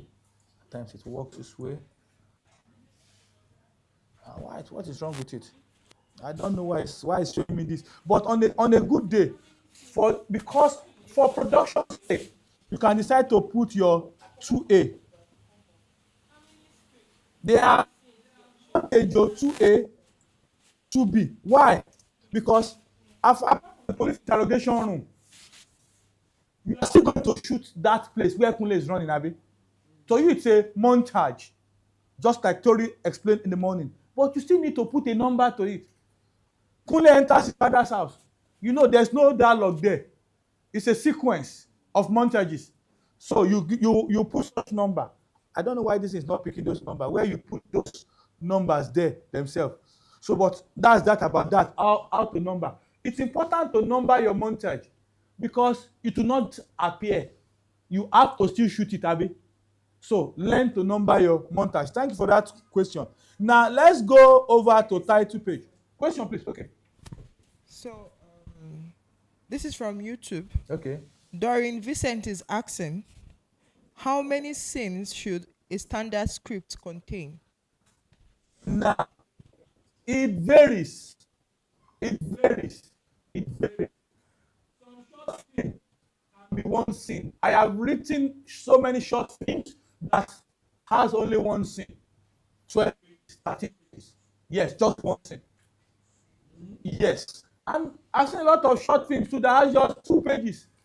And it creates mess. So it varies. There is no standardization over the number of scenes of pages. So there's no standardization to that. It depends on you. And I'm also in a script where there's no dialogue. Just action line. And it makes sense. So it varies. There's no standardization.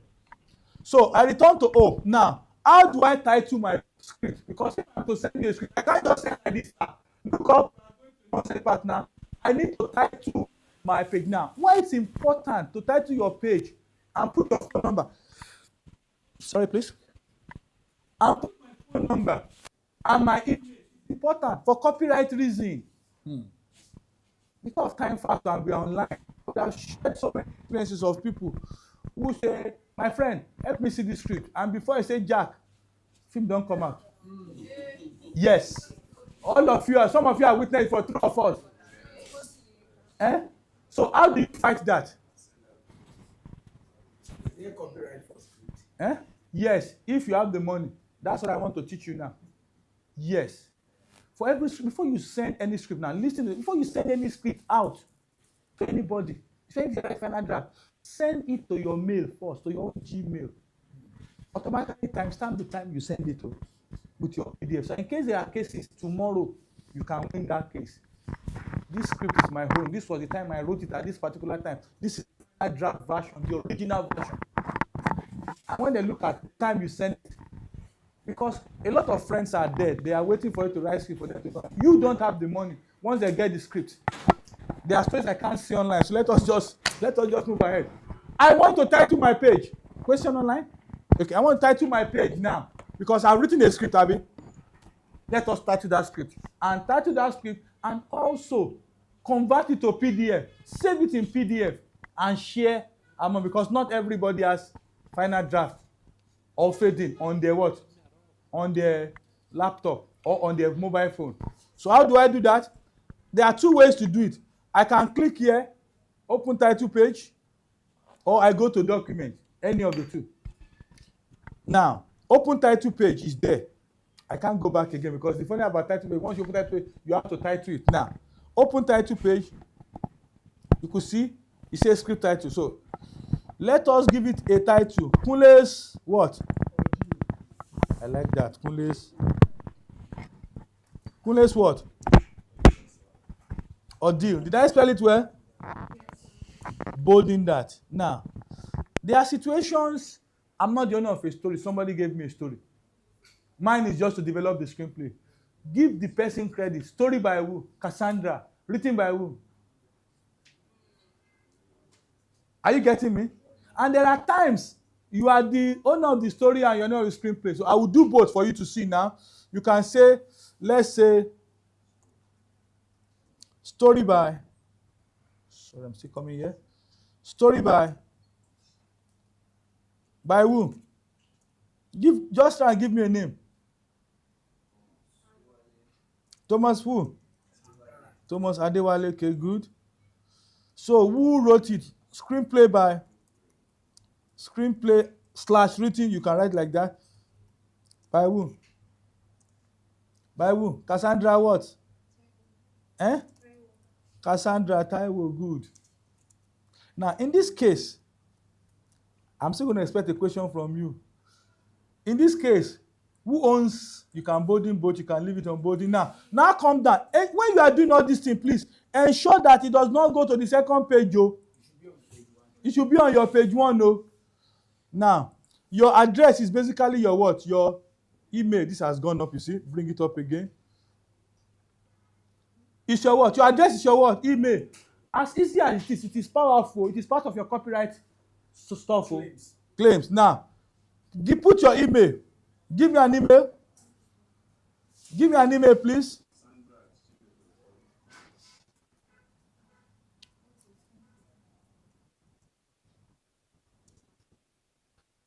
T.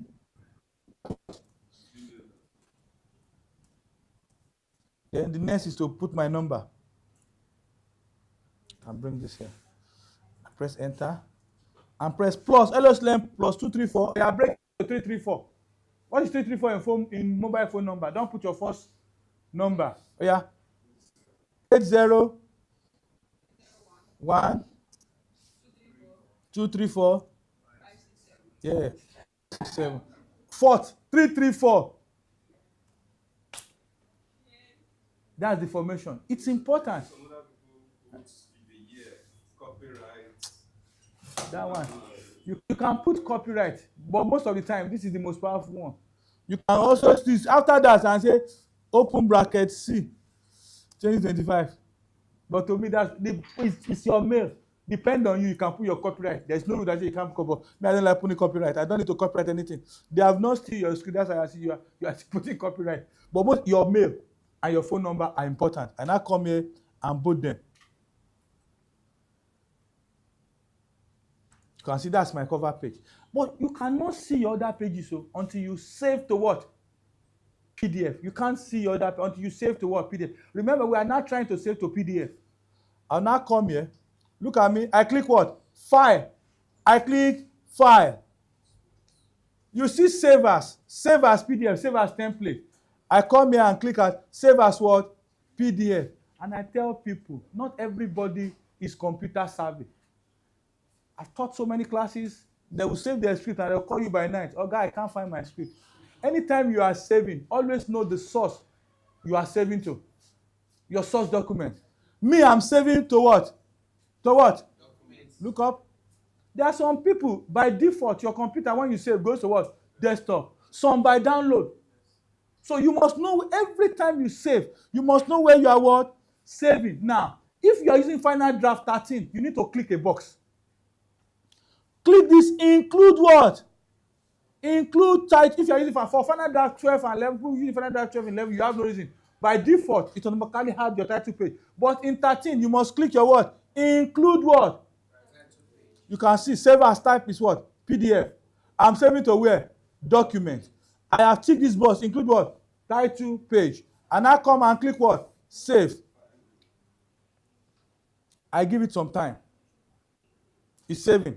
Now, after finish saving, it has finished saving. I can close this. Now, I have not automatically saved my final draft. That's one danger. You can lose your job. I have not automatically saved my final draft. If I'm to, I will tell me, should he save the final draft? So let me close now. Because while I've been writing, final draft, I've been saving it for me as what? Untitled screenplay. And I say, yes, help me save. It not automatically want to save for me. Which file name? I still put Kunle's what? Or D. So I will now have the PDF version and what? The final draft version. So I now come Kunle's or deal. You can even see save as type. In what version is it? Save type. Final draft, Abby. Where am I saving to? And I click and save. So it will close now. My work has closed. Okay, but I need to send final draft. I need to send the PDF. I'll now come. Where am I going to get the PDF version? Thank you very much. Document. So what's the title of the script I'm looking for? Kunle's or D. So I'm going to K. So Kunle's or D. You could see it, Kunle's or D. Where is it in final draft? Where is it in document? I can see it in final draft. Something is wrong. I saved it in PDF first. No, you didn't add. You didn't put name before exporting. No. So it's untitled Kunle or something. Don't worry, I will see it. Don't worry. Untitled. Okay, I have seen it. Yes, it's good. Yes. So I will go back and read that. That can be done. Now, this is it, Kule. So you can see the cover page, Abby, and the other page that we wrote. Huh? Can you see it now? Now, when I go back, you now need to send both to your Gmail. That gives you some level of power that you're the original writer. When push comes to shove, provided you have the money to fight a court case. Did you hear the story about love in every word? I was told that the original writer, that the one that presented the script is not the original writer. There's so many stories, and as scriptwriter, you must learn to protect your word, your intellectual property. Question, please. Question. Into 12, Fabi. Question, please. Mike, please. Question, please.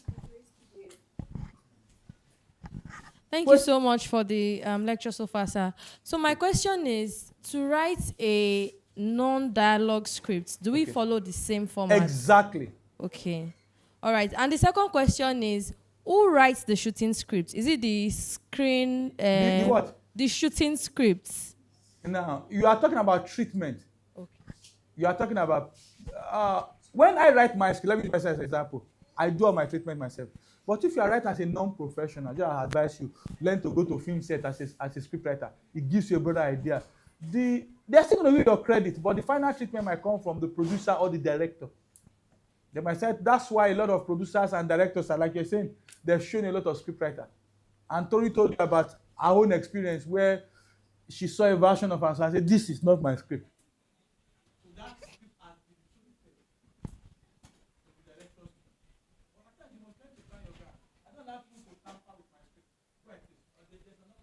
Yes, so Ashafa Adekunle on YouTube is asking, he said, can I import a script I wrote on doc to final draft and then rearrange it on final draft?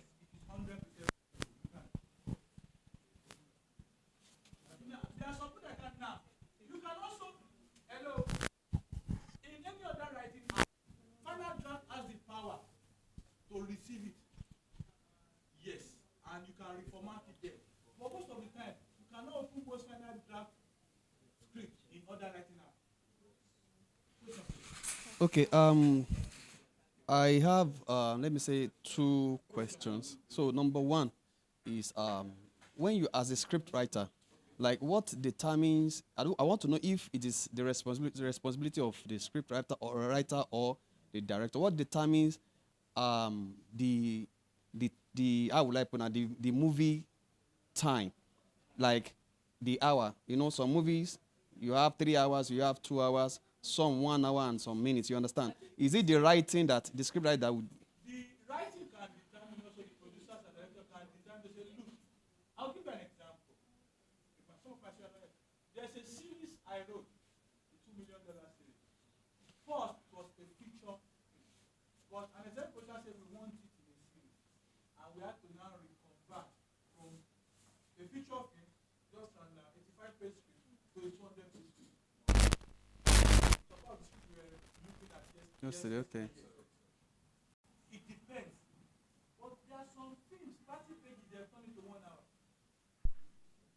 Maybe somebody was to be short.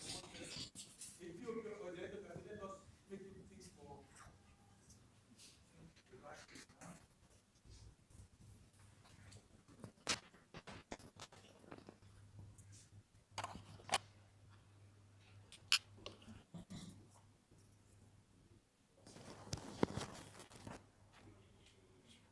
So, like I said, it depends.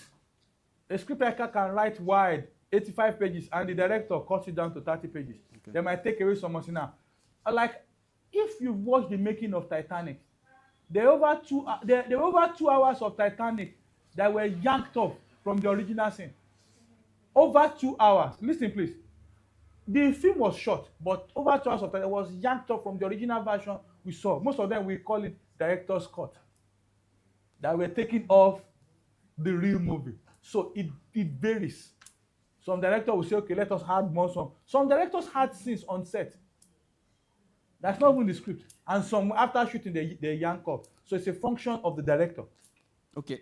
Similarly, when it comes to, I think you mentioned something yesterday. I wouldn't know if you are the one or Miss Tori, Tori, which is in terms of the budgets. Okay. As one of the reasons for the director to cut off some after you have written a lot of pages and all that. So then, if you are writing, we both mentioned it. That's I remember. so if you are writing now, like how are you also going to factor in that, like to actually be in line with the budgets for the movie? That's a very good question. It still boils down to the answer I gave earlier. And what's the answer? Was that look, all script writers, I beg you, have an idea of the ecosystem of film production. It helps you write very well. Now, if you are given a job, ask this question. Should I write out of budget? What is your budget? There must be a context. And I give you an example. The person gets only 1 million to shoot film. You are going to write that somebody is flying from an aeroplane on top of a train. And his budget for the action film is 1 million naira. That's out of context. So ask. And there's some time you write out of context. People look for money to shoot that film. So budget determines a lot. Let me take my own film. There are films I shoot with high budget. There are films I know I don't have the budget. I look at location before shooting at time. I'm a production person. I know the location, so I write based on the location. I write based on the location, and that's why you were surprised.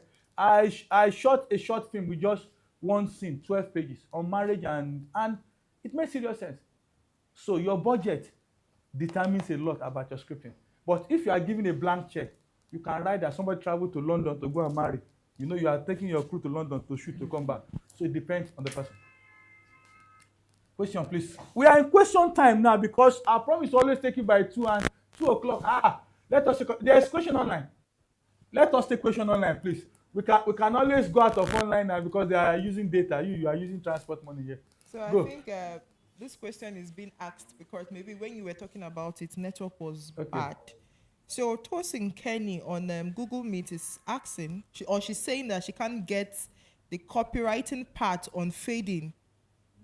She said she's asking where does she need to press, now, and also the saving to PDF. She doesn't have to save to PDF. Okay, please, can I get my other laptop there? The other laptop. That laptop there, please. So I think that will help me explain so people online on how to save their script on fading and all the rest. That's it there. That's the laptop there. Yeah. Just remove the charger. So for the fading, when you save on PDF, Yeah. you bring out the What are? Like what? Let me see. No, you can't do them. There's an original version. There's an original version.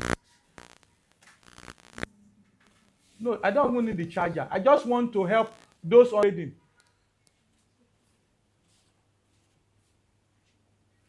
Thank you.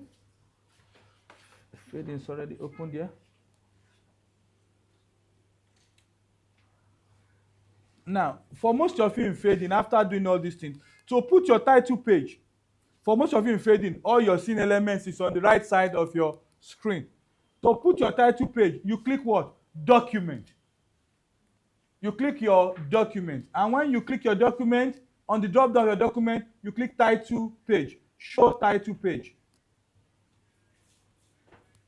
Show title page. And you write your title page. There's a space for title page there. And even on fading, there's copyright there. You put your draft information, which is your email and your phone number. Title written by story, you edit that. After that, you can now go to file,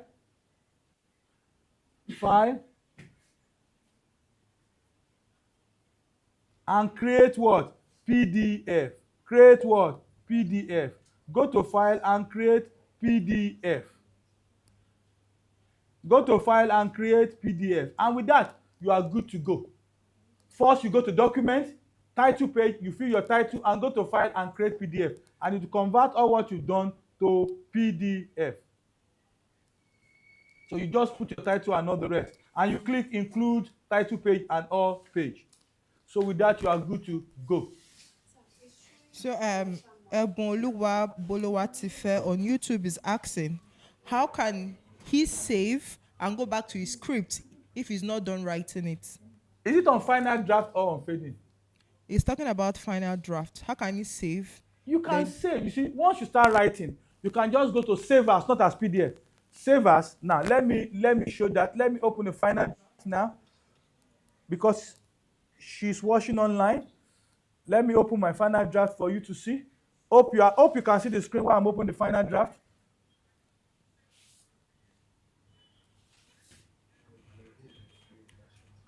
Now, if I open my new file, it's still going to take, okay. Now, this is a new file that I've opened. I might decide not to follow the other file that I saved.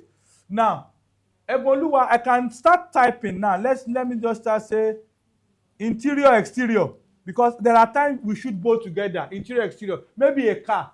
You want to shoot the scene of a car. It has to be int/ext. So, Deji's car. Day. After building this. Now, and maybe somebody calls me. I can easily come back to file, Eboluwa, come back to file, save as Deji's car. When you save as Deji's car, you can close your final draft and go and open your final draft later when you are ready as Deji's car, and you find Deji's car there. Hope I answered the question. People sitting will come back and check at your fading later because it's almost 2. Any other question here, please? There's one question. Yes, people are not asking question from the back, please. Because our time is fast spent. We're almost 2 o'clock. Okay, online question again. Okay, go ahead. So Destiny Live Theatre Film on YouTube is asking, writing scene 1, scene 2 for drama, is it professional? Since you said for script is not. So she's trying to know if is it for stage? Yes, for stage production. Stage are done actors is different. It's different. Yes, that's not screenplay or screenwriting for film. So this is screenwriting for film, but it's different because that you also use the act and scene to write your stage play. Then on Google, Zoe Graphics say after saving her scripts, converting it to PDF, that her script is not showing. That the only thing she's seeing is the title page. That what can she do? Maybe she made a mistake not saving very well, because if she saves very well, she'll see her title page and the other page she wrote. So she should check back to her original final draft or fading and see. Let us take 3 questions because it's almost 2 o'clock. Let's take 3 questions from the audience, please. Okay, 1. Okay, sir. Ask yourself. I think it's time for me to stand up. Yeah, permit me to stand up, please? Can there be more than? Okay. Can there be more than one script writer in a story? Yes, there can be more than one writer in a story. Now, because of there's no time and maybe for that master class, in final draft you can collaborate. You can be the original writer and you are sharing your script. Let me show that. That's a very good question. Let me show that. But like I said, final draft is wide. We're only dealing with the phrase. You can collaborate with her. There can be more than one writer in a film. So I'll just show you the collaborative angle because time we must stop by 2 and it's almost 2 o'clock. Abi, we're seeing at 12 o'clock. This man said 12 o'clock. So I will show you how to collaborate. If you start a script, I can collaborate with you. Or you use final draft 13 as I use and I collaborate. And you can see my script, make corrections. I also make corrections on your own script. How do I do that? Let us on final draft again. God help me. So there can be more than one writer, yes, sir. So open final draft again. There are things if we open, we just not finish here. So let us take it one after the other. So I'm opening final draft. I want to show you how you can collaborate.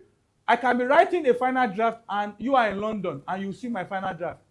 I'll be making correction. How do I do that? Let me go to my file. Open. So what was I writing before? Kunle's what? Kunle's Odi. Open. I open Kunle's Odi. I go to home back. Now, there's this thing called collaboration here. Look at the right hand side. You can see it. Collaboration. You can see it. Once I click it, it opens. All I just need to put is, as the host, I'm Wale Adebayo as the host, Abi. and I can ask people to join. I'll just say, okay, I'm the host. And once I say, okay, it is going to, could not start, please check it. Okay, I've not put on internet. It must be on internet now. Once it's on internet, and I say collaborate, it will generate a passcode for me. That's just a simple method. Once I'm on internet, you are on internet, generate a passcode for me. It is that passcode I will send to you. You two will click collaboration and put that passcode, and you have access to my final draft. I have access to your final draft too, and we can both work together. Question, somebody got the mic here, please. I wish we started earlier. Okay. Don't worry, ask these two people. I asked this question. Don't tell me we have an online question too. We have? Okay. I asked this question earlier while I was teaching, and it's still my confusion point. Okay.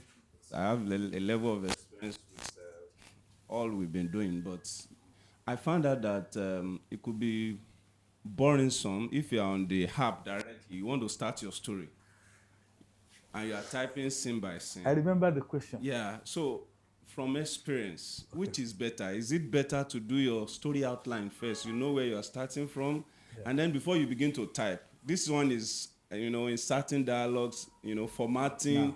But the story idea. That's a very good question. Which is now, better? People who have been under my tutelage, who have been under my training, I tell them what I do. I have a pad that is close to me. When idea comes, I write them down. Now, for people who are just growing, it is good to first do your scene breakdown first in a neutral place. Story. First, know your log line. Know your what? Log line. We all know our log line. I cannot take my log line and break it into what? Scenes.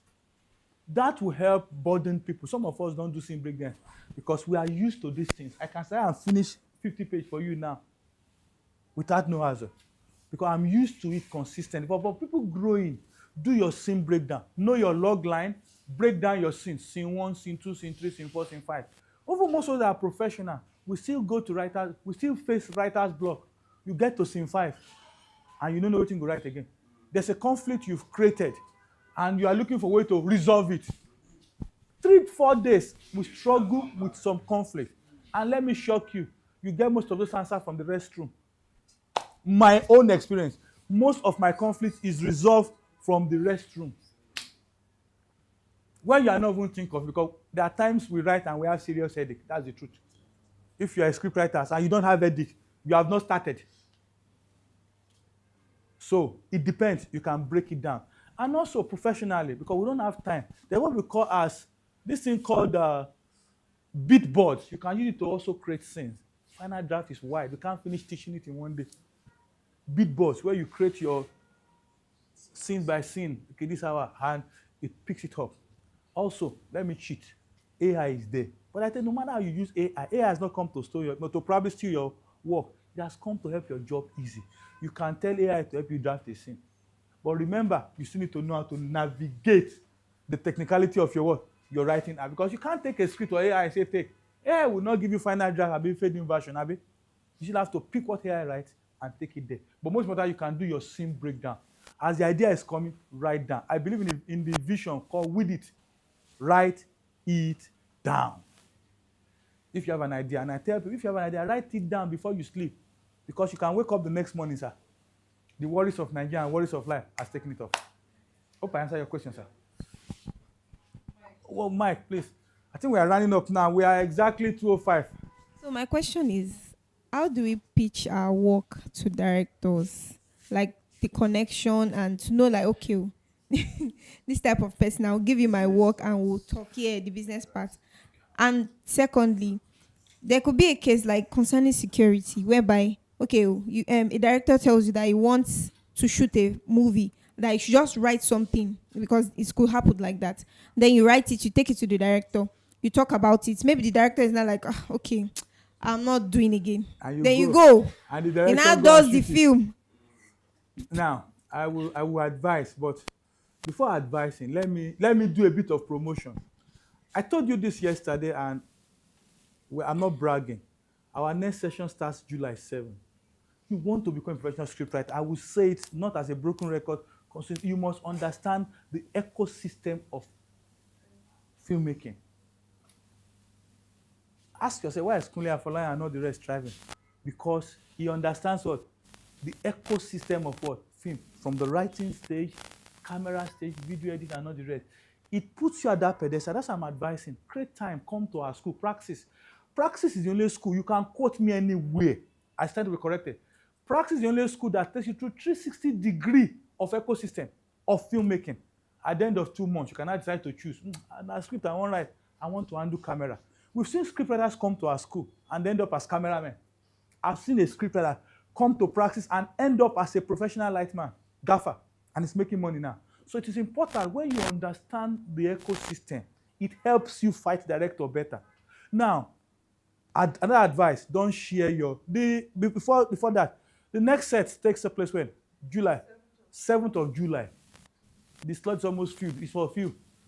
You can make inquiry from them. It's important. I'm not here to sell Praxis. Praxis is bigger and also can sell itself. But it's important when you become a professional scriptwriter and you want to make it. Before I advise second advice, please, water. A fish does not survive outside of water. You want people to take your script, you must be among scriptwriters. You must be among film people. You can't just go and hide and say you are writing script. Who know you? Look for association to join. Look for WhatsApp group to join. And come to Praxis or go among film schools where you get information. When people are looking for a script, they won't come to you directly. They will call us. Can we get scriptwriters? Are you getting me? So a fish does not survive outside of what? Water. Stay near water. And most importantly, trust nobody. I repeat, trust no. There are things I must also limit not to see online. Trust nobody. A director, because you don't have the capacity. That's why I advise scriptwriters, start small. You can write script to sell, also write script to produce for yourself. But you can't produce if you don't go to school of cinematography, such as us, to learn the basic rudiment. So it's important. Trust nobody and don't go out of water because you are a fish as a scriptwriter. This is the last question, Abby.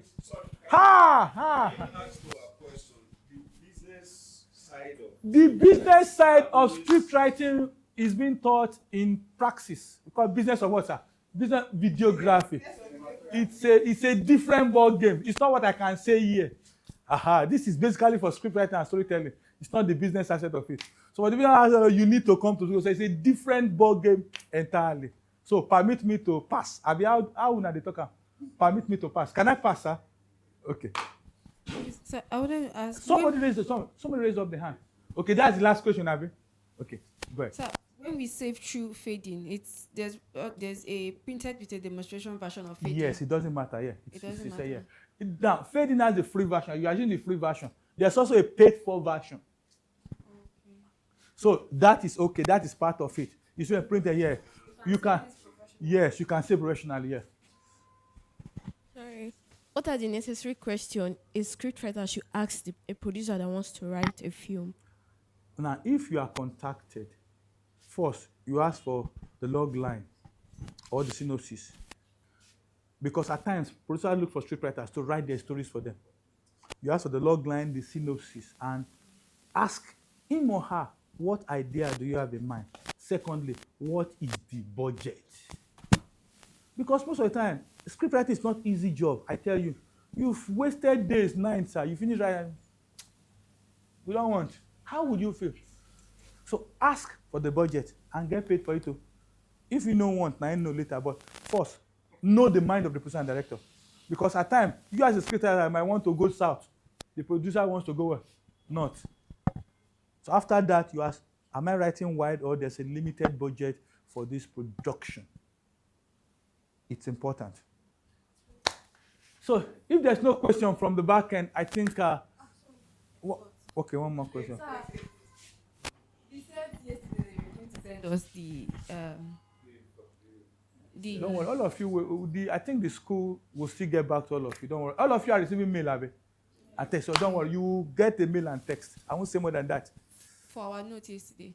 Don't worry, you then get a text and a WhatsApp. And your mail, we will send you back mails. Don't worry, that will be dealt with later. Okay. Thank you, sir. So please, we need feedback. Please, we need 5 or 6 feedback, sir. These past 2 days, has it been a waste? What have you gained and not the rest? Ma, this is where we need feedbacks. Please, Have we actually impacted, or it has been 2 days of wasting my time wrongly? No, we don't want cross answer. Ma, who wants to speak first? We need feedback. And please, in our feedback, you can constructively criticize us. We know we can get better. So please, this is where we need feedback from you before we discharge you. So please, who wants to give us a feedback? And you can come out here, please. I will want you to also come out here. Who wants to start first, please? Give us feedback. Feedback will help us improve. Should you do another one? Should you do another master class? Because there's so many things to still cover. Maybe the next master class should be business of script writing. So, sir, tell us your name and tell us where where you're coming from, and give us a feedback of this past 2 days online. Okay, so just a minute.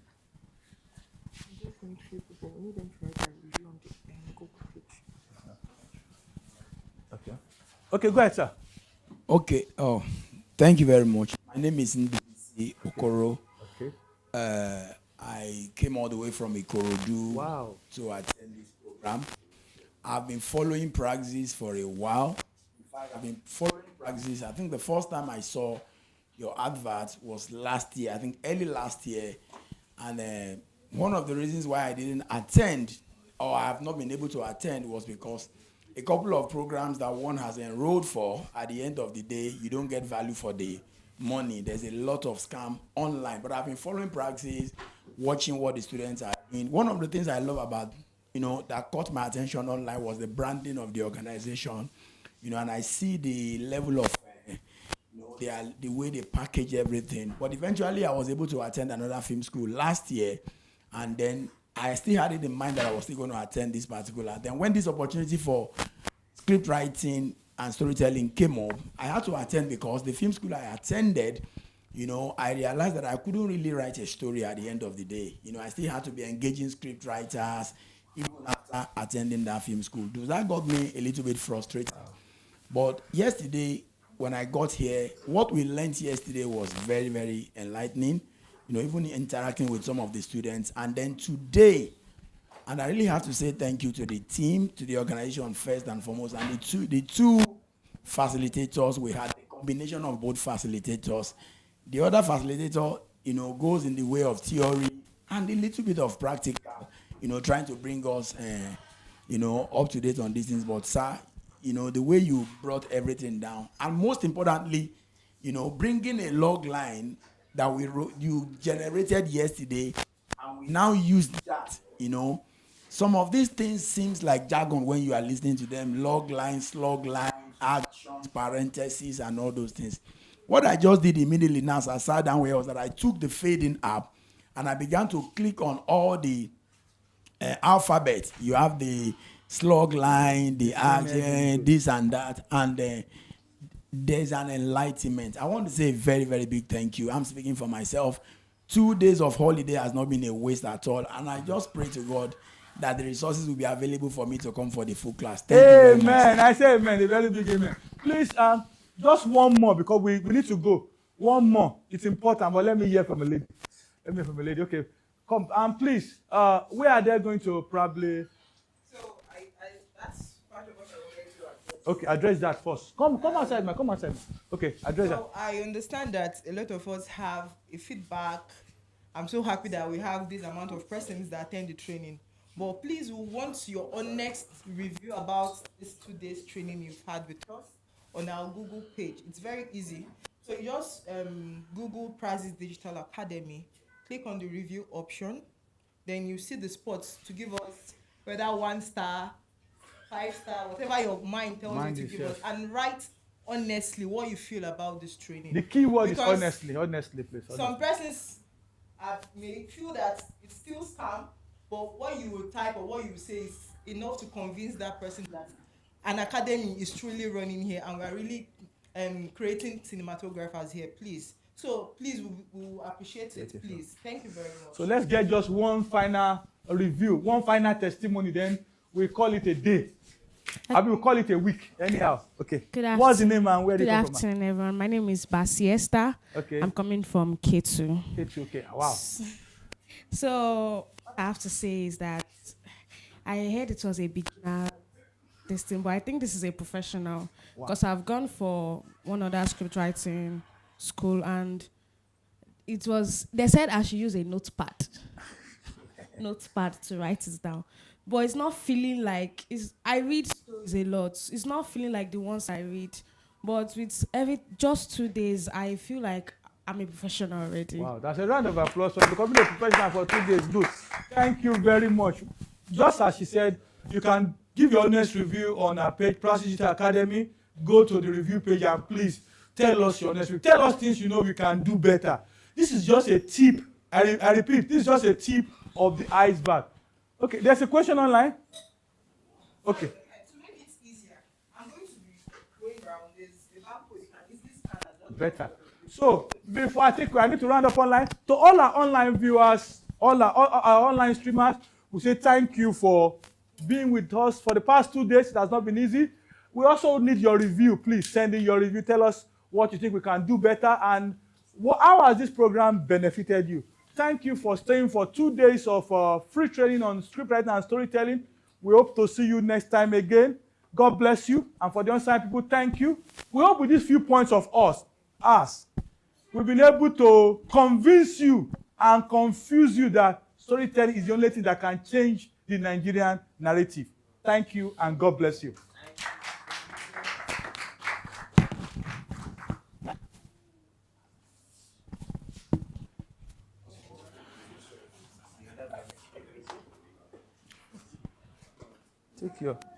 Take your phone.